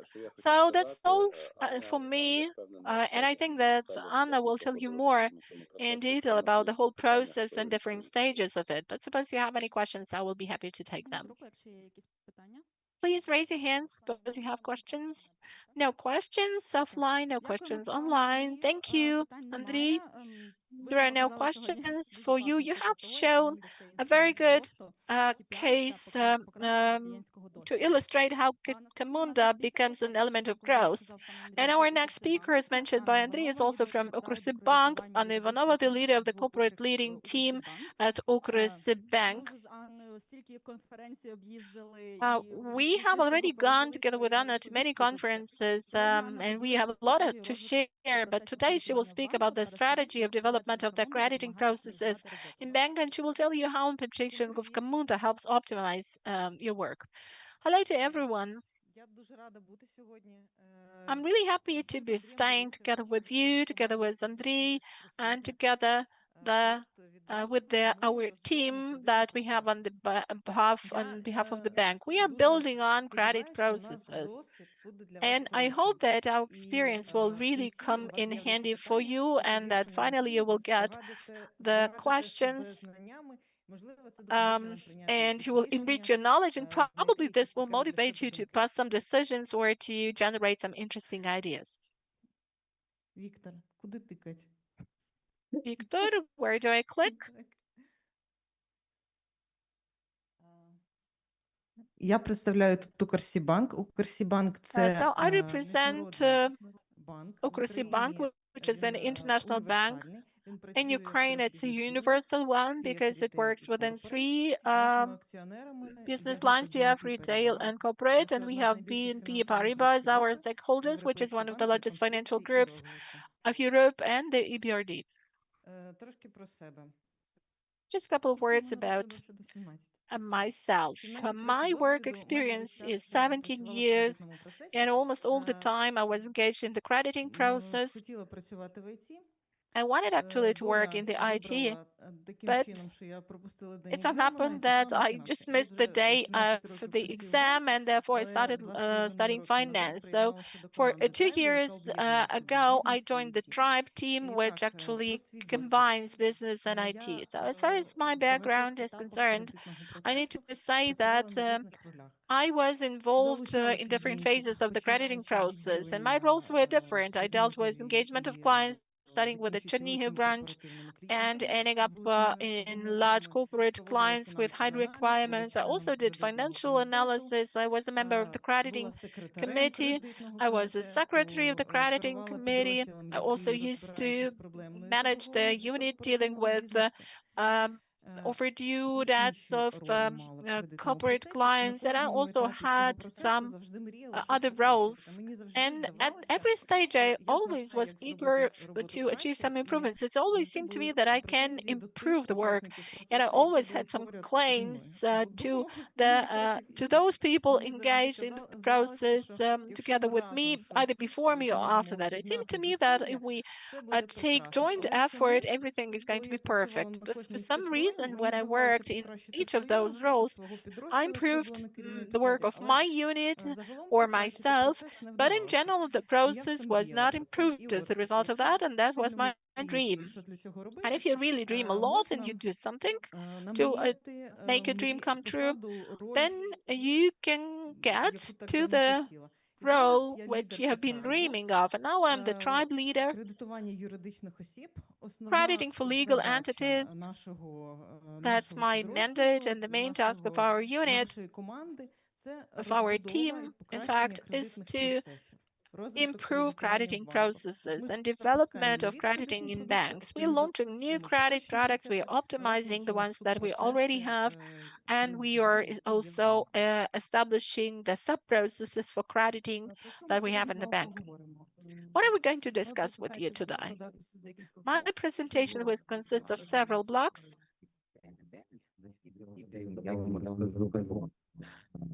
There's a problem with the sound from the room. Sorry for a moment. So we will speak about the main metrics, about the elements of successful process management. Then I will tell you why we have understood that we need to change the processes and improve them. I will speak on the external pressures and internal pressures that we faced. I will also tell you how we went through this process of selection of a credit platform. It has been mentioned by Andriy from his position, the position of the top manager. He shared the information on how he was passing a decision. I will probably provide you with some wider information. And I will also tell you how we're using the credit platform that is based on Camunda. I will give you some cases with pictures, and we will have 5 questions for a Q&A session. So, in Tribe, we have 3 main lines of activity. There's the development of crediting of corporate clients, SMEs, and the crediting platform. In Tribe, we are the owners of up to 10 different MTM processes, which are the processes that meet the needs of clients for crediting. These are different products, so to say, from overdraft to crediting for funding capital investment. All those processes are repeated from 100 to 1,500 times a year. The basic duration is from 2 days to several months. For each process, we have 20 unique roles, and we have 110 up to 110 unique steps, which means that these processes are really large-scale ones, and you cannot just understand what is happening if you have a look at the sheet or an Excel sheet. And we understood that it's difficult to do it on the basis of paper documents. That's why we created a special team to manage all this data. What are the main 4 metrics or indicators that are the major KPIs for our crediting process? This is the time to yes, which means for how long the client is waiting for the decision, time to money. This is the time from the submission of documents up to the moment when the client may start using his money. These 2 indicators are important because they show the waiting light of the client and show how important it is for the client. Then we have the indicator of workload, which is important for the bank management because it shows how many labor resources the bank is using per one process. It's measured in FT days. Let's say one process takes 5 days full-time employee FTE. That's what I meant. 5 days of work or 15 days of work of some staff members. So our goal is to reduce this figure through automation and some other improvements. Thus, we will also decrease the cost of the process, and also conversion is another indicator, which is their efficiency factor. We have 100 processes that reached out and only 20 were assigned, which means that the conversion rate is 20. So we are trying to make this conversion as high as possible, and we are looking for ways to improve the conversion rate. Yes, 7 minutes left. Yes, I know. So, what are the basic elements? Here I've put down the basic elements for the process management, which are universal elements for any process, but maybe there are some specific characteristics depending on the process itself. I've outlined the core elements with it: the owner of the process, an analyst, participants, the team, the platform, and the client. So the owner of the process is a person who is mainly responsible for how the process is going on, whether it's effective or efficient or not. This is the role within our team, within our unit. Please help me. Olha, she's the owner of the crediting processes in our bank. She's responsible for M2M development, for establishing the targeted metrics, and for their attainment. In her team, she has a process analyst, a well-trained person to work with the process and with the data. He's responsible for data analysis, for studying the problematic issues, and for generation of decisions and solutions. So he looks at the process, sees what is wrong, and suggests some curing solutions. These could be automation, these could be some awareness-raising campaigns, or when you give instructions to someone what needs to be done. So the role of a process analyst actually helps to get clear about what is right and what is wrong in the process, and to create the backlog of the improvements. Then process participants, we cannot deal without them. In order to change something, you need to engage people who are direct implementing agents. So the process participants are the representatives of the roles that are inside the process. I mentioned that there are about 20 universal roles. These are the people engaged in the process directly. The task of the participants is to perform the functionality, to perform SLA, which is service level agreements, which is all about quality expectations. Since you have some quality and speed commitments given by the participants. Also, it is expected that the participants will not keep silent, but they will be sharing the information on the barriers that they face in the work. And also, they are supposed to participate in the attainment of the targeted indicators, which means that they should not just complain, but they need to work towards the attainment of the objectives set by Olha, and they need to support her and her team. They need to do it all jointly. So it's really important to have the right communication, and these should be the people with specially allocated roles. Remember, I used to say that when I worked in different units, I was not the person uniting all those functions, and it was in vain to hope that everybody will get together. And there should be a special person who is orchestrating all those things. That is a special role. Then the implementation team. In Tribe, we have a workflow team, which are developers, testers, and IT guys dealing with the development of the crediting platform based on Camunda.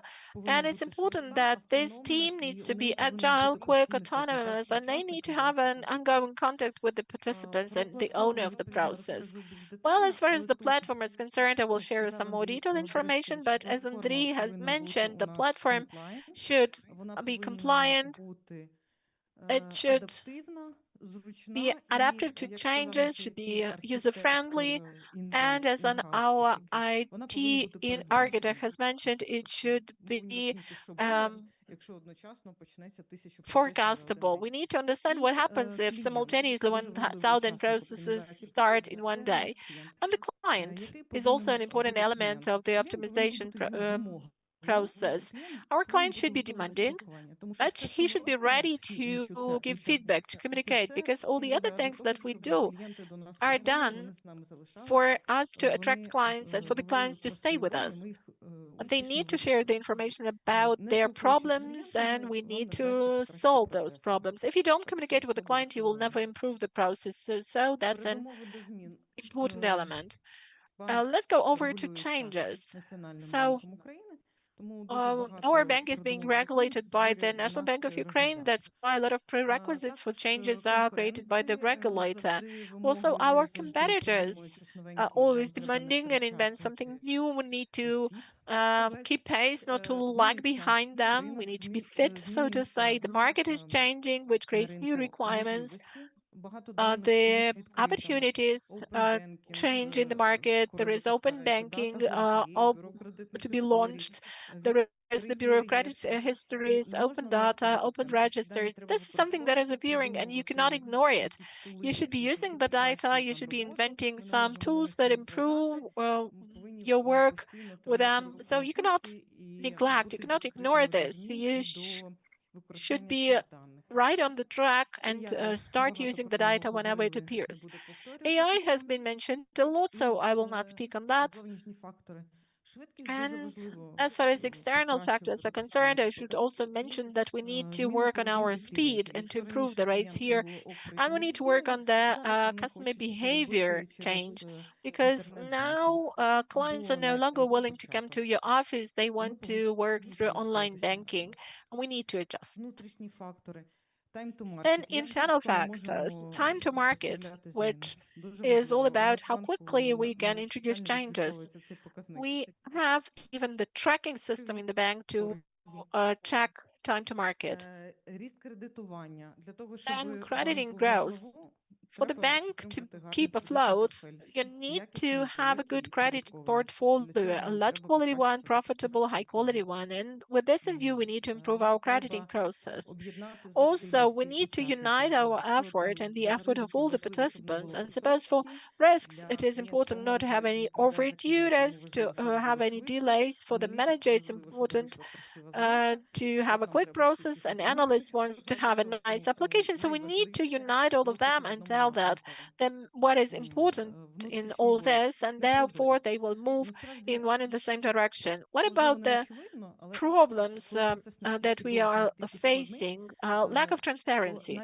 The point is that when we have a very complex and long process, even the manager, responsible person, if asked where the credit process, at which stage it is not always ready to give the answer. So we are here to change this.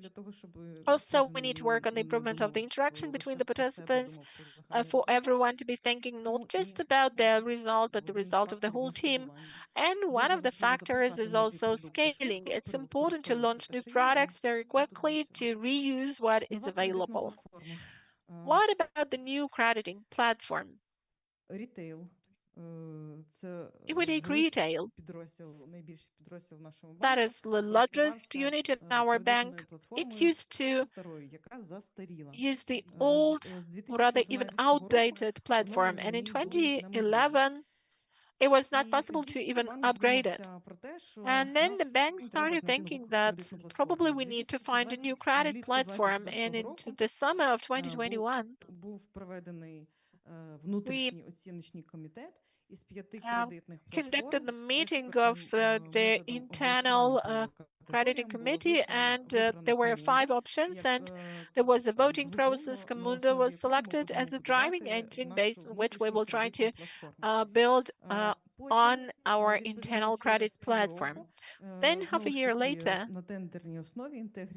based on the tender, Integrative Vision won the tender and became our partner as far as implementation of Camunda in Ukrsibbank is concerned. It was 2 months before the war, but since the bank understood that crediting is a strategic line of activity, kept investing, kept building a new credit platform, and the first process in MDP, which is the minimum working version, was launched in March 2023.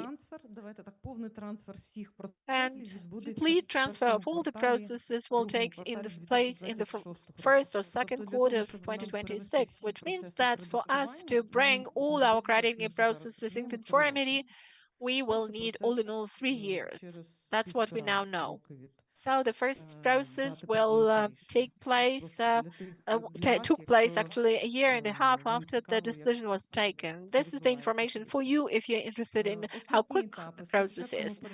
Here you can see the basic stages. At first, you transfer all the MTMs, which are our credit processes, and then we credit products, and then we will introduce some internal things which are not important for the customer, and we will build a platform.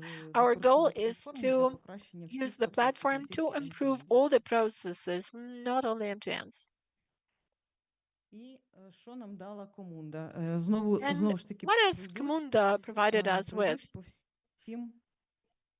Let me cover all the roles. So, as far as the owner is concerned, Camunda has provided him with the data, because Camunda is about visualization of the data on the basis of which you can make conclusions. It also enabled to agree on SLAs and to agree on the quality of the steps to be taken by the participants. Why is it not possible without the platform? Because for people to mentally accept their commitments, they need to see those commitments and they need to see the whole process. Well, de facto, I take this step within 5 or 7 minutes. They need to see the data, they need to analyze and tell within what period of time they are ready to do it. When we didn't have the platform, that was done via emails, but it was not possible to track this down, and it was not easy then to give any commitments. But the data generated from the crediting process enabled the participants to undertake responsibility. Then metrics or indicator management. To set any target indicators, you need to understand what the current situation is. If you have 110 steps and you don't understand whether this application, this step is active or it has been postponed, you cannot do anything. You cannot count the workload. You cannot count time to years. But when the data is transparent, you can clearly operate those indicators and metrics and show them to everyone. Then the automation base. The credit platform presupposes that first we have a simple process which is further built on. So from simple things to complex things, step by step. At first we work with simple things, then we build the system, then we connect it to other things that we need. Again, some problem with the sound in the audience.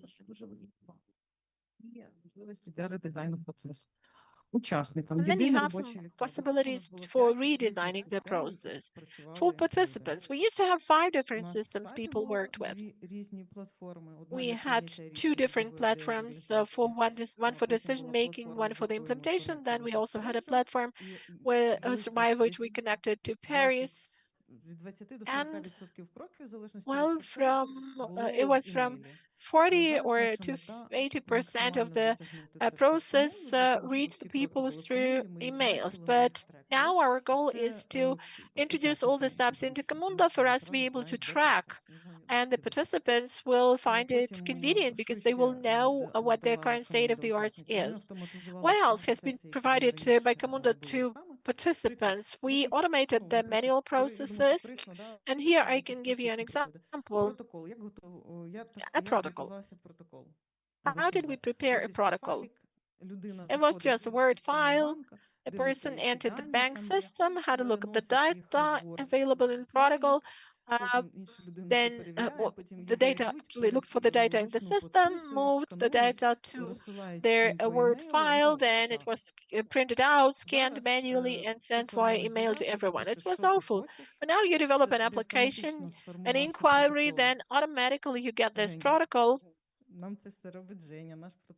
Yes, Janya is our process analyst, is doing all this with us. So automatically you get a protocol. Then it is signed by the people who are competent to do this, and this protocol is sent out to everyone. You don't need to go to somebody's rooms to do the scanning, to sign anything. It's all in the system, and it takes just some seconds. It's great. Then reports aimed at controlling the efficiency. Well, I, as a head of the unit, can have a look at some people, how effective they are in their work. I can find this information, share this information with them, comment upon this within an interview with these people, and also they tend to understand what the role is and how important it is. And this is really relevant because for the participants to be ready to optimize the process together with you, you need to make them motivated, and you need to make them feel important, because only by engaging them and showing to them and to all the other people what the role in this process is, you can reach a better future, so to say, together with them. Because if you have 110 steps, you take just one step out of all of them. But if the whole process is transparent, and if you show that here the time has been reduced and here we have a happy client, so people then are willing to get engaged in the process, and that is the positive experience for everyone. As far as the implementation team is concerned, Camunda has ensured segregation of the responsibilities. Both a system analyst and a development, as both business and IT, can be working in parallel with Camunda. Their roles are clearly assigned. You don't have to wait for a developer to introduce some changes into the system. And repeat use. So we had the first process a year and a half after the decision was passed, but then all the timelines for the other processes were much quicker, which means that we are doing some processes, and every new product is launched in a more effective way, which shortens our time to market, and that is our strength. So as far as sponsor is concerned, tribe sponsor is concerned, according to our BNP Paribas technology, a sponsor is actually the representative of the management board, which is Andrei in this case, who is supervising tribe. We have actually got three: head of retail, head of corporate, and head of risk. Andrei is one of them. And he has already told you what Camunda has provided him with. He told that this is objective data, this is better efficiency, which is important for him because he's responsible for the whole line of business, and he really needs this better efficiency in the crediting process. He needs products that could be launched in a very quick way. And what is also important for him is the scalability and the transparent licensing terms. It's really important for us to know what we are paying for, because the price is quite often changing. We need to know how we can influence this process. And we also found a reliable partner in Camunda for the client. What is important for him? He's not interested in our internal crediting platform, but he needs to know a bridge of communication with the bank, an additional communication channel via which he would be able to communicate with the bank via the client bank. This is one of the communication channels. He wants to be getting proposals, to be sending documents, to be getting decisions. He wants to be tracing and tracking the crediting process. It's like in Nova Posta, the courier delivery. You can open the application and it says, this parcel has been sent out to you, it's already on the way. So this makes things easy and better, and in this way, our legal entities will also see at what stage their application is and when the decision is coming. So I hope that this will improve our user experience. And here are some examples to show how our dashboards look. So we are doing this not inside Camunda, but in Power BI. Why? Because that is a part of our corporate culture, and also because the data generated by Camunda is transformed into the database, then it is enriched, and partially enriched data is something we build our dashboards on, and access to dashboards is provided to the people inside the bank, and these two should not necessarily be the Camunda users. But to have a look at the Camunda data, you need to have access, you need to be licensed.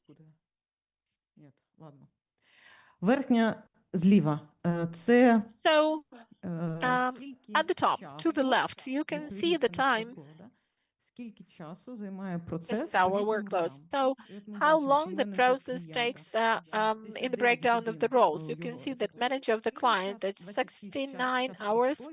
Then 24 hours is the time of standstill, so to say, and then you can see the other roles. So in that way, you can actually see at what stages we have higher prime cost of the process.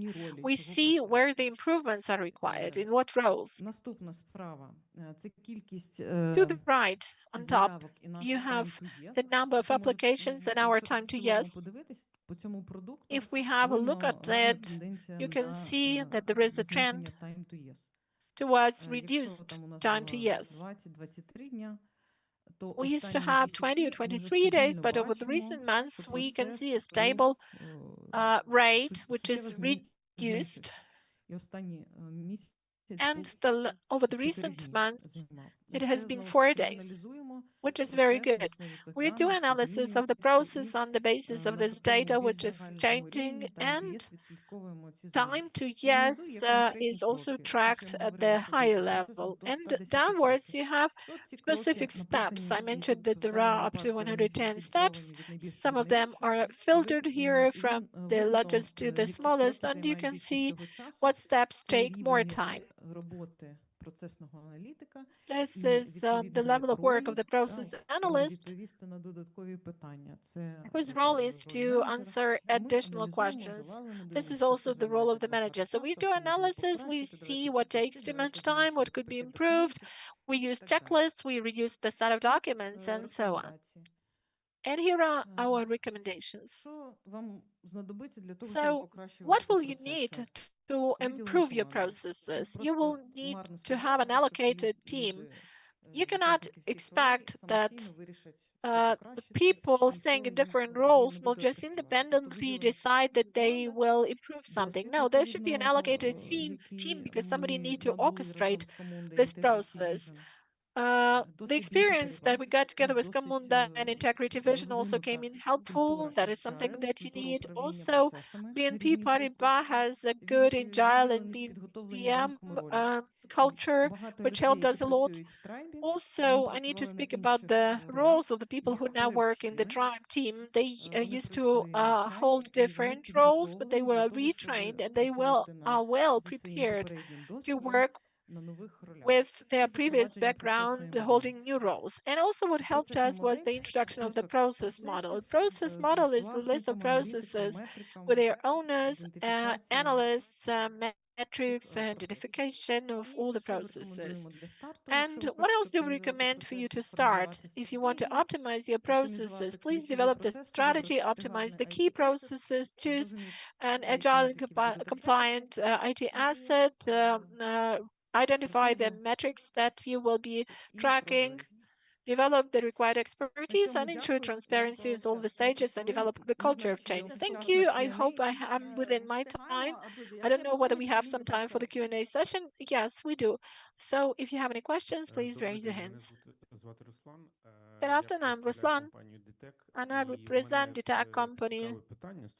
And I have the following question regarding the team and the process organization, because as the sponsor has mentioned that as the key factor for success. So the question is, why did you choose the Spotify model? Did you have squads?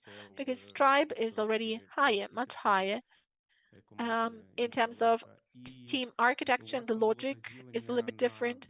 And you also had the division into business process. And you mentioned the process analyst. So why do you have such a division? Well, the Spotify model, we have the transformations office, which introduced the agile model in our bank. And they relied on the experience of the group, on our reality, because we needed to have some training. And this process was launched 9 years ago, and our office for transformation selected this model. Well, whether we have any SWATs? Well, yes. In our tribe, we don't have 100 people, as it is generally the case. We have about 37 people, so not that much as they normally have it in a classical tribe. And they are divided into squads. For corporate clients, they have about 10 people, if I'm not mistaken. Then in the SRMB squad, we have a little bit more people. And the third squad is the one developing our Camunda. We have about 20 of them, and they are further divided into 2 sub-teams. This became possible just recently when we started having this division. Before that, we used to have 1 team. But now, as I mentioned, half of the team is developing credit process, and the other ones are the other team is just structuring the credit bank, crediting bank processes. We will first deal with corporate clients. All end-to-ends will enter, and then maybe somebody will still be dealing with end-to-end, and somebody will be dealing with some processes. But the philosophy of cross-functionality and experience sharing, if we speak about that, do you have it there? Well, sorry, I missed the question about the roles. The philosophy of experience sharing. Well, ideally, in our bank, we want to have guildians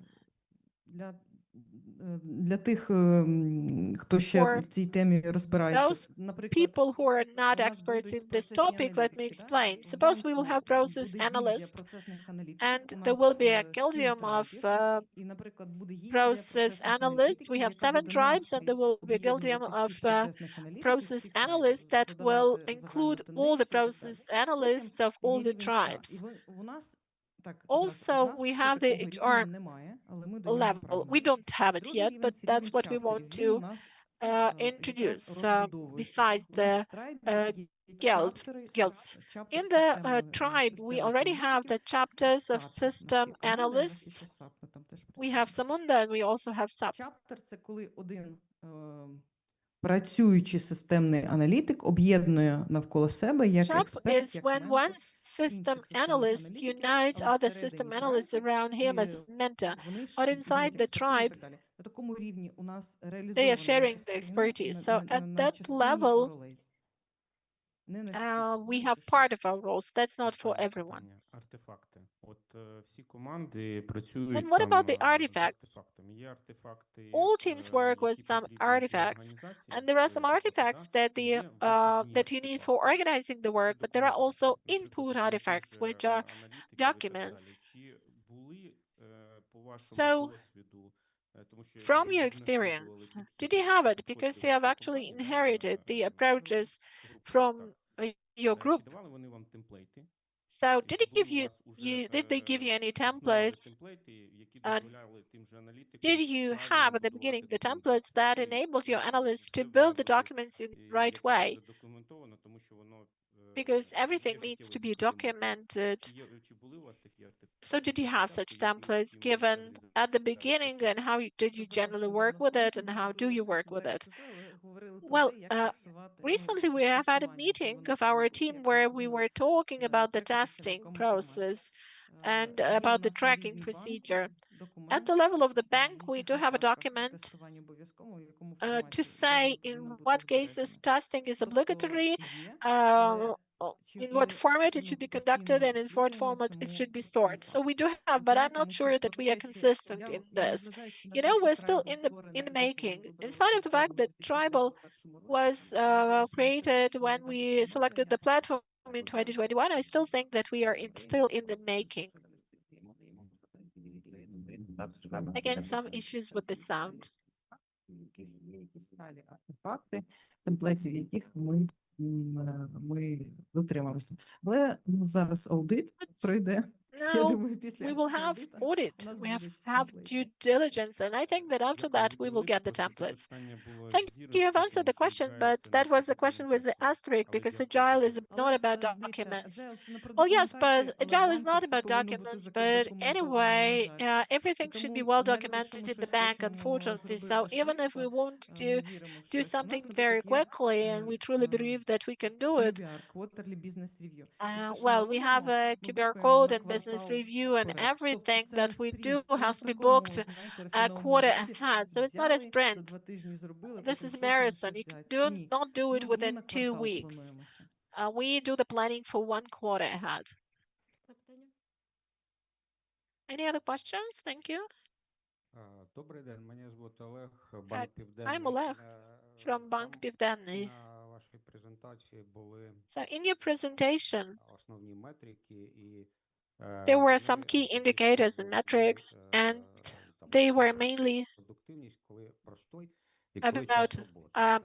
productivity, I mean about the time of work and the time of standstill. So the question is, how do you calculate the time of work? The time of work is the time when the person is working with the application. What time is not included into this? This is the waiting time.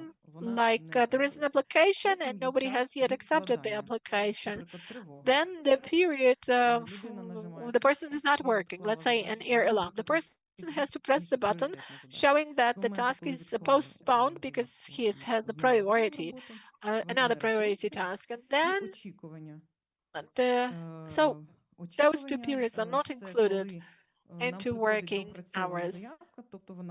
Or the waiting time, when the application is already waiting for us to see what the answer was if we made an inquiry. Well, and quite soon we're going to release one principle. A person may have only one active task at a time. You cannot take a new task if you already have one active, because we have 2 hands and 1 brain, and actually if we have 8 hours of work, we need to somehow do the breakdown to cover all those applications. And how this can be done, only how can we distribute like the working at the task between the people? We just can do it if we do it in the system. He's not allowed to work simultaneously in several applications. I'm Maxim, technical director of a Magics company. Could you please tell us, in your processes related to credit applications processing, are you using AI? Well, we are very much willing to use it, but since we are a bank, it's very difficult to do this. We have closed confidential data, and we're just trying to develop it together with our Integrity Vision partner. We are now testing one case that is based on the analysis of the external data. We have one step in the crediting process, which is checking the register of court decisions. We do have such a register. It's an open access, and using the Unified State Registry code, you can actually find any court decisions on any legal entity. But the question is that when this data is provided to you from the register, an employee may actually spend half a day to check the data to understand whether the client cover meets the eligibility criteria. First of all, this takes too much time, and secondly, that is the information coming from external sources, and it looks somehow safer. So we have been considering this idea for about 3 months, and I hope that we will test it, but just try not to be that much optimistic. I'm rather reserved about my optimism regarding this point because this is something, AI is something new, while banks are a rather traditional hierarchy. And maybe the first attempt will be a failure, but we will try. This is the first case we are starting with, not results yet, but maybe we will meet in a year's time and I will already have something to share with you. That's what I hope. Thank you. Any other questions? No questions? All right, thank you. Emir Lukataj from Bank Pivdeni. You said that the process was automated within a year and a half. How many people did you engage and how complicated all this was? How many agents did you have? Gate, I don't know what you mean by gates. How many gates did you have? Це перший найпростіший був процес, це технічний кредит. Це був кредит That was an easy process. This was a technical credit collateral, which is the easiest one because the credit analysis there is not that complicated. We launched this within a year and a half, starting with the point of selection of the platform. A year and a half, Zhenya, because, you know, I only started working at the bank there, and according to the data, I can see that it was a year and a half from the moment when Integrative Vision joined us and we started working together. Maybe that there were some setup platforms at the beginning, but intuitively from a year to two, that's looks like that. Zhenya, could you give me a helping hand with that data? No, Mike. Цей період я для тих, хто онлайн, нам допомагає системний аналітик So let me repeat it for those who are staying online. So the system analyst of Camunda is helping us with this. At this half a year and a half actually is the right time. This was the MVP. There was no automated protocol. There was no development of the structure of LMM. So I would say that this was one of the smallest processes. It was about 20, well, 40 steps, yes. Did you have many integrations? Я не технічний спеціаліст. У нас інтеграція спочатку була тільки з SAP, з нашим core I'm not a technical specialist. So first we had the integration only with SAP, our core integration system, core banking system. But now we do have integration. Zhenya, am I right in my answer? Okay, 5. And what is the number of people on your team? Well, the point is that the team was getting larger and larger even before I came. It seems to me that when all started, there were about 20 people, something like this. Most of them were in the team working with the platform, let's say 10 people, 5 in the SMT, 10 in the platform, and 10 in the corporate business team. So now we have 20 in this team, which means that 10 people were developing the process for a year and a half. And did you have this process planned beforehand as an integral one, or were you just doing this on the spot? On the spot, I mean, those roles like the owner of the process analyst, these roles appeared not that long ago. Like 2 years ago, we got this role of the owner, but we are not yet quite conscious and clear about this role. Process analyst was added about a year ago, and now we have started consciously thinking on what we want to do next. So we were just taking these lines of the line of the least resistance. We had the database as is, but we took into account all the wishes of our participants. So they shared the information with us and we tried to aggregate and consolidate this information using critical thinking. But who is actually the engine here and who is the heart of the process? A process analyst? No, the owner of the process. And how much engaged, how deeply engaged is he? Because you mentioned that it was introduced only 2 years ago. Well, I actually don't know what the percentage could be. Ola is actually in this role. So as you are the owner, could you tell what is the percentage of your time that you spend on performing this role of the owner of the process? У нас це об'єднані ролі.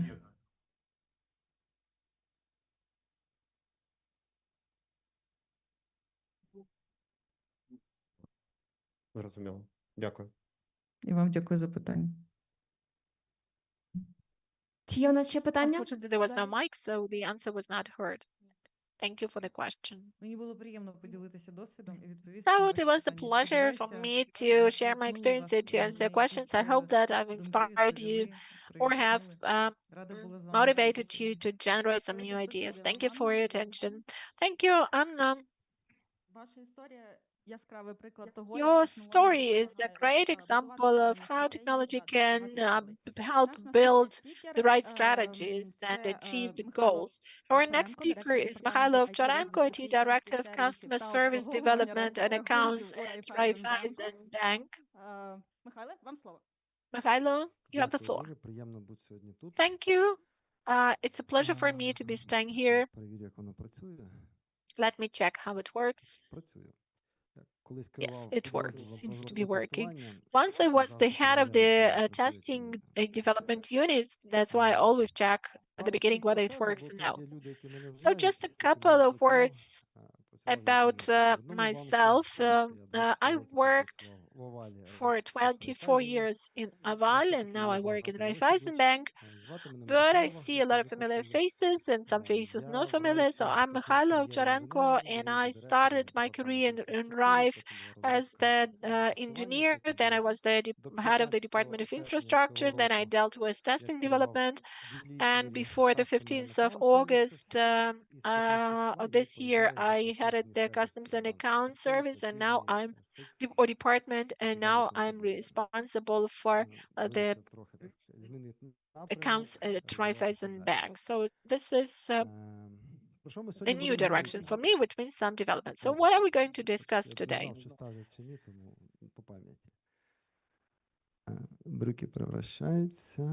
This moment.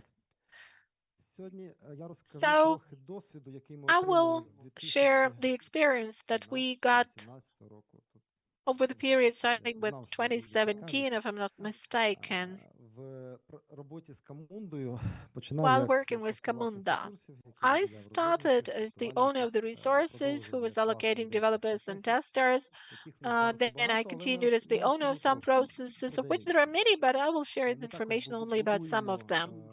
We are also building our credit engine based on Camunda. We have a lot of things in Camunda. I will not share all the details, and I've already heard this information from my colleagues from Ukrsibbank.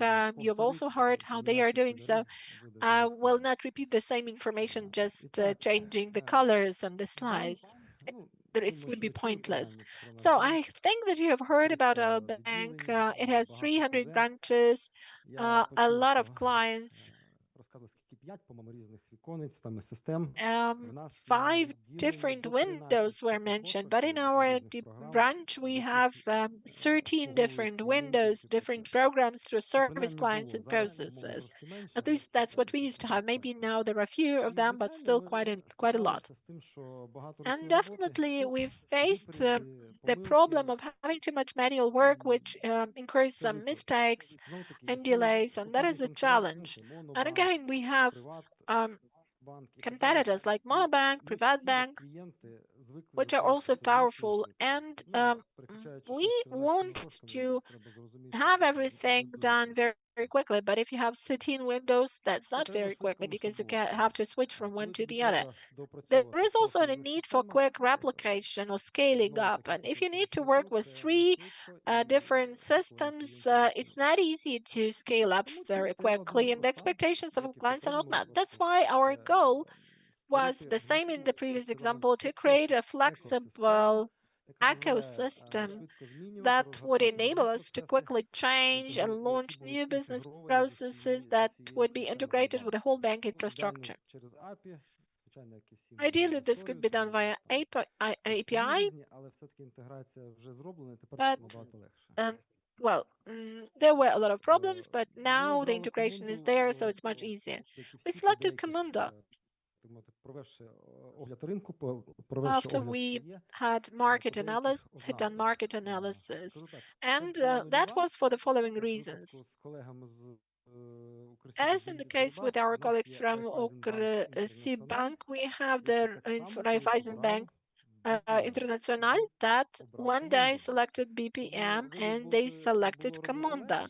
That's why it was easier for us to do our choice, to make our choice. It was not obligatory, but there were tons and volumes of assessment material, so it was easy for us to make a selection. We communicated with our colleagues from the Czech Republic, from Slovakia, and they are also using Camunda for different purposes, and that's why we made our choice in that way.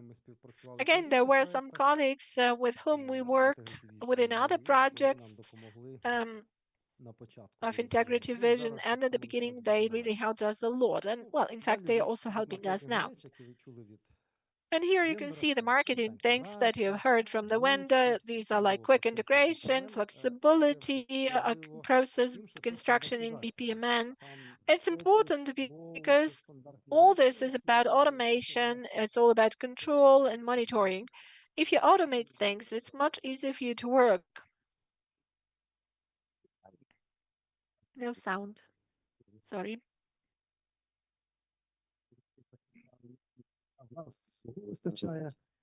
Я ще колись онбордив, хендовер робив корбанкінга з Індії, так що в нас є розробники по Коболу.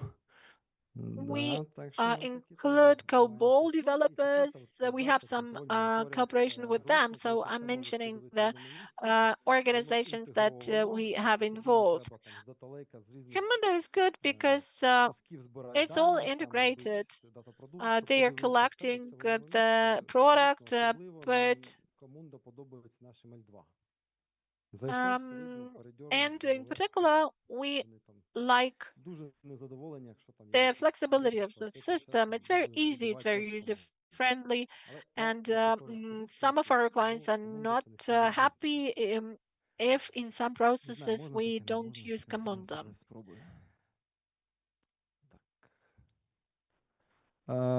Один з прикладів – система документообігу. One of the examples is the system of document flow. It's not secret information. We have lots of terabytes of data in our document flow system. We have not managed to upgrade it because it was too expensive, and that's why we decided that we would develop our own system based on the microservice architecture. And for some reason, we selected Camunda for the core system, for the process construction process. Well, I'm joking, of course, not for some reason. It's for clear reasons. So we started different things. We launched templates, and now if you want to build a new process, it just happens at the click of the button. You need half a day for that. So integration is a good thing. And all the advantages of Camunda, if you work with documents further on, like analysis, information, are all there, are all on the service. In the core, we have the Amazon services, but the business processes that we have are from Camunda. Well, at the beginning, we had a failure. We thought that all Camunda should be in that large cluster, but then we had a look at the performance, at the money, and we decided to have a breakdown. Suppose our corporate sector has a separate Camunda, credit cards has separate Camunda processes. So it could be really scaled, and they are interoperable. Now, well, it's already 2 years that we have been introducing this system with some breaks because we had to refocus on some other things for some periods of time, and then RBI are looking for our system. The Czech Republic is interested in our system, I mean our Czech counterpart. So it's already a success. Процес відкриття рахунку юрособи ФОП. The process of account opening This is something what I told you about the number of programs and the number of windows. We started in 2017, and I can immediately give the answer to the question which was asked. Everything was not easy. A lot of mistakes were made. A lot of things were to be redone. And now when we are dealing with this, it's very quickly. But at that time, that was a long and tedious process. We had to redo a lot of things. And the main thing is to identify at the very beginning what you need to do. You don't rush into action immediately, and you don't launch a product and then there come claims from the branches that it doesn't work. So the right planning and this discovery process is something that is critically important. It so happened that tomorrow I will have a speech on a different conference and I will be talking about this. We automated a lot of things. We had this integration, and in the process there is no integration. Integration takes quite a lot of time. And і далі вона там дергає все, що потрібно. І you have just got Camunda. От це для прикладу завжди всім показуємо, як це класно And вийшло. all those indicators have been improved. Поки перероблю презентацію на отакі кольори красиві, втратили слайд. And you can see that the colors here are nice, but the slide was actually lost. Sorry, so I'll switch to the next slide. So you have seen the benefits, the advantages, and the disadvantages. It's all the same with our bank. Activation, reissuance of cards, the limits, all the same. The logic of transparent use, the monitoring analysis, all those functions are there. We created a united front end. This is the only one for our branch, but there are different processes behind it, and the employee of the branch can be working with Camunda with all those processes in the system, which is convenient, and the process is very smooth. Reduction of time, no manual mistakes. And now let me speak on onboarding. When we started dealing with digital onboarding, we also selected Camunda for that.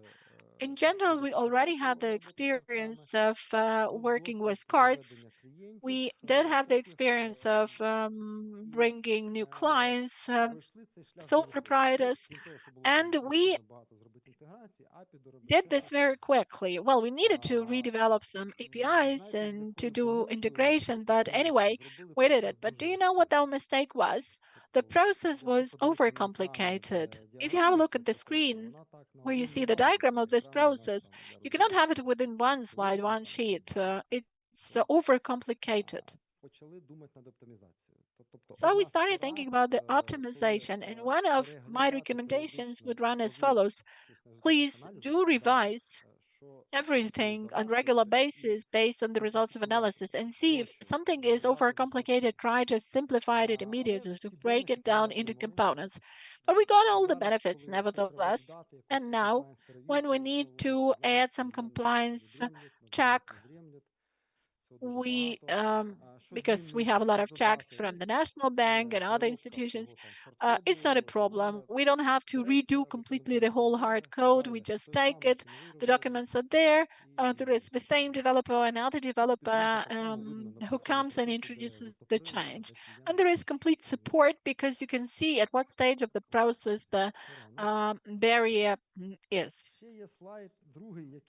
There is another slide. I somehow lost this slide, but I will share the information orally. So what did we get from Camunda? I can only repeat what my colleagues from Ukrsibbank said, which I will not do because I think that you were very carefully listening and that presentation is really great. Respect to my colleagues from Ukrsibbank. I would just like to tell a couple of words about our experience, and I would like to share our recommendations with you. We had some failure, which I have already shared with you. One of them is that this process was overcomplicated. Another silver bullet is that we had an idea that all the processes should be arranged on Camunda. We were too naive. In fact, there are some processes that don't need it. They are 100 automated. They are quick and simple. And there, you do need to apply different approaches as far as the architecture is concerned. And in fact, we redid some things from Camunda. We started arranging them on some other systems because we saw that there is no need for that. So this discovery stage and solution selection stage should be very conscious. You'd better spend one extra day on that, other than you will have to redo it. And when you step on the brakes, when you step in your own mistakes, it's much worse. In our teams, we had developers who worked there. We had Spotify, we had Tribe, but we started organizing guilds in knowledge databases. We organized meetings of people. Sometimes we had to force them to come to those meetings, but then it all came to turnover, to rotation, like you have worked here in this team, go to another team. So it appeared in this way that standardizing is not just on paper, but people communicate with each other and work in different teams, and they kind of achieve this standardizing.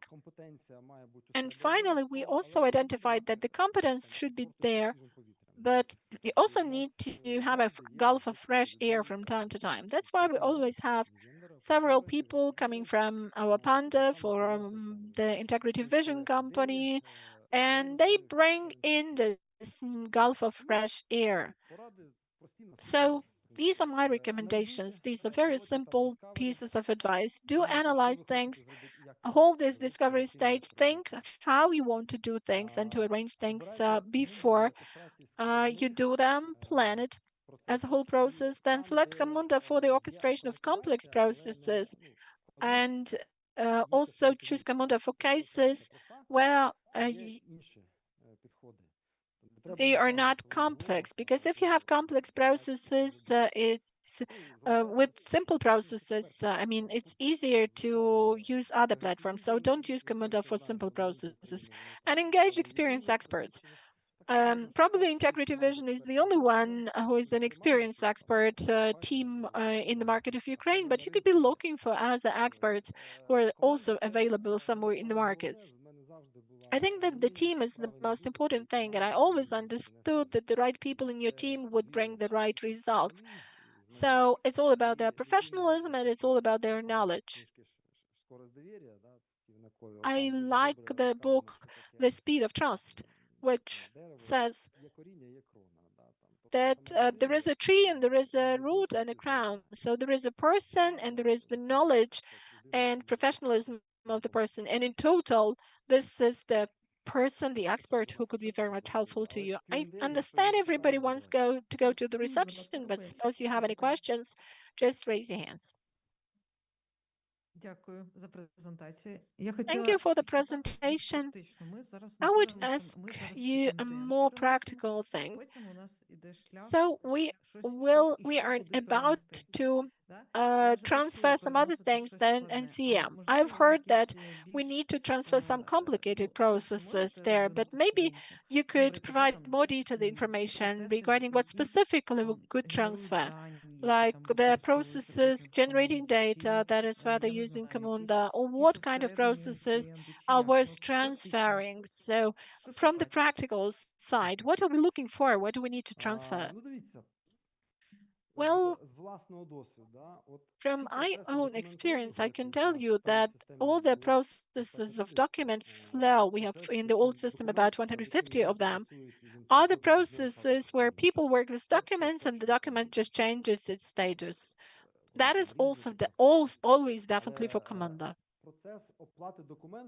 But the process of paying for the document which goes through the system, this is not for Camunda, because everything there should be very quick and you don't need to pass a decision. You either need to pay or you don't need to. This is a very simple algorithm. So I think that the architect, together with an analyst, can make a conclusion regarding what technology is best suitable for that. I'm sure that credit processes, deposit opening, complex processes are definitely for Camunda. But as far as some technical things, automated things are concerned, well, we tried to work with them through Camunda, but it's not very efficient. So if you want, I can actually reach you later and I can give you the contact data of the people who are dealing with the development of architecture, and they will probably give you even better recommendations regarding what processes you need to transfer to Camunda.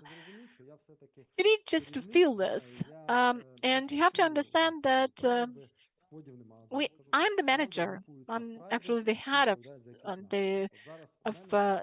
certain lines of activity, and we have trieds, like I have 4: daily banking, transactions, investment, and efficiency. So from the point of business, we have just 4 tribes under my subordination. Maybe I've not given the detailed answer to your question, but I tried.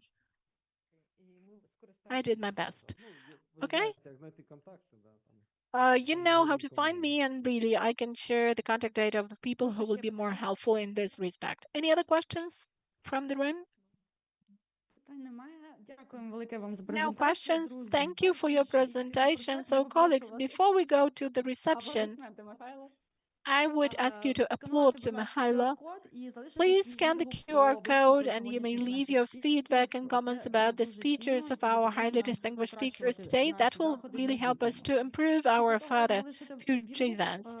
And after you leave your feedback there online and also offline, we are finishing offline, and for those staying online, I'm sorry, and for those staying with us offline, I'm heartily inviting you to the reception.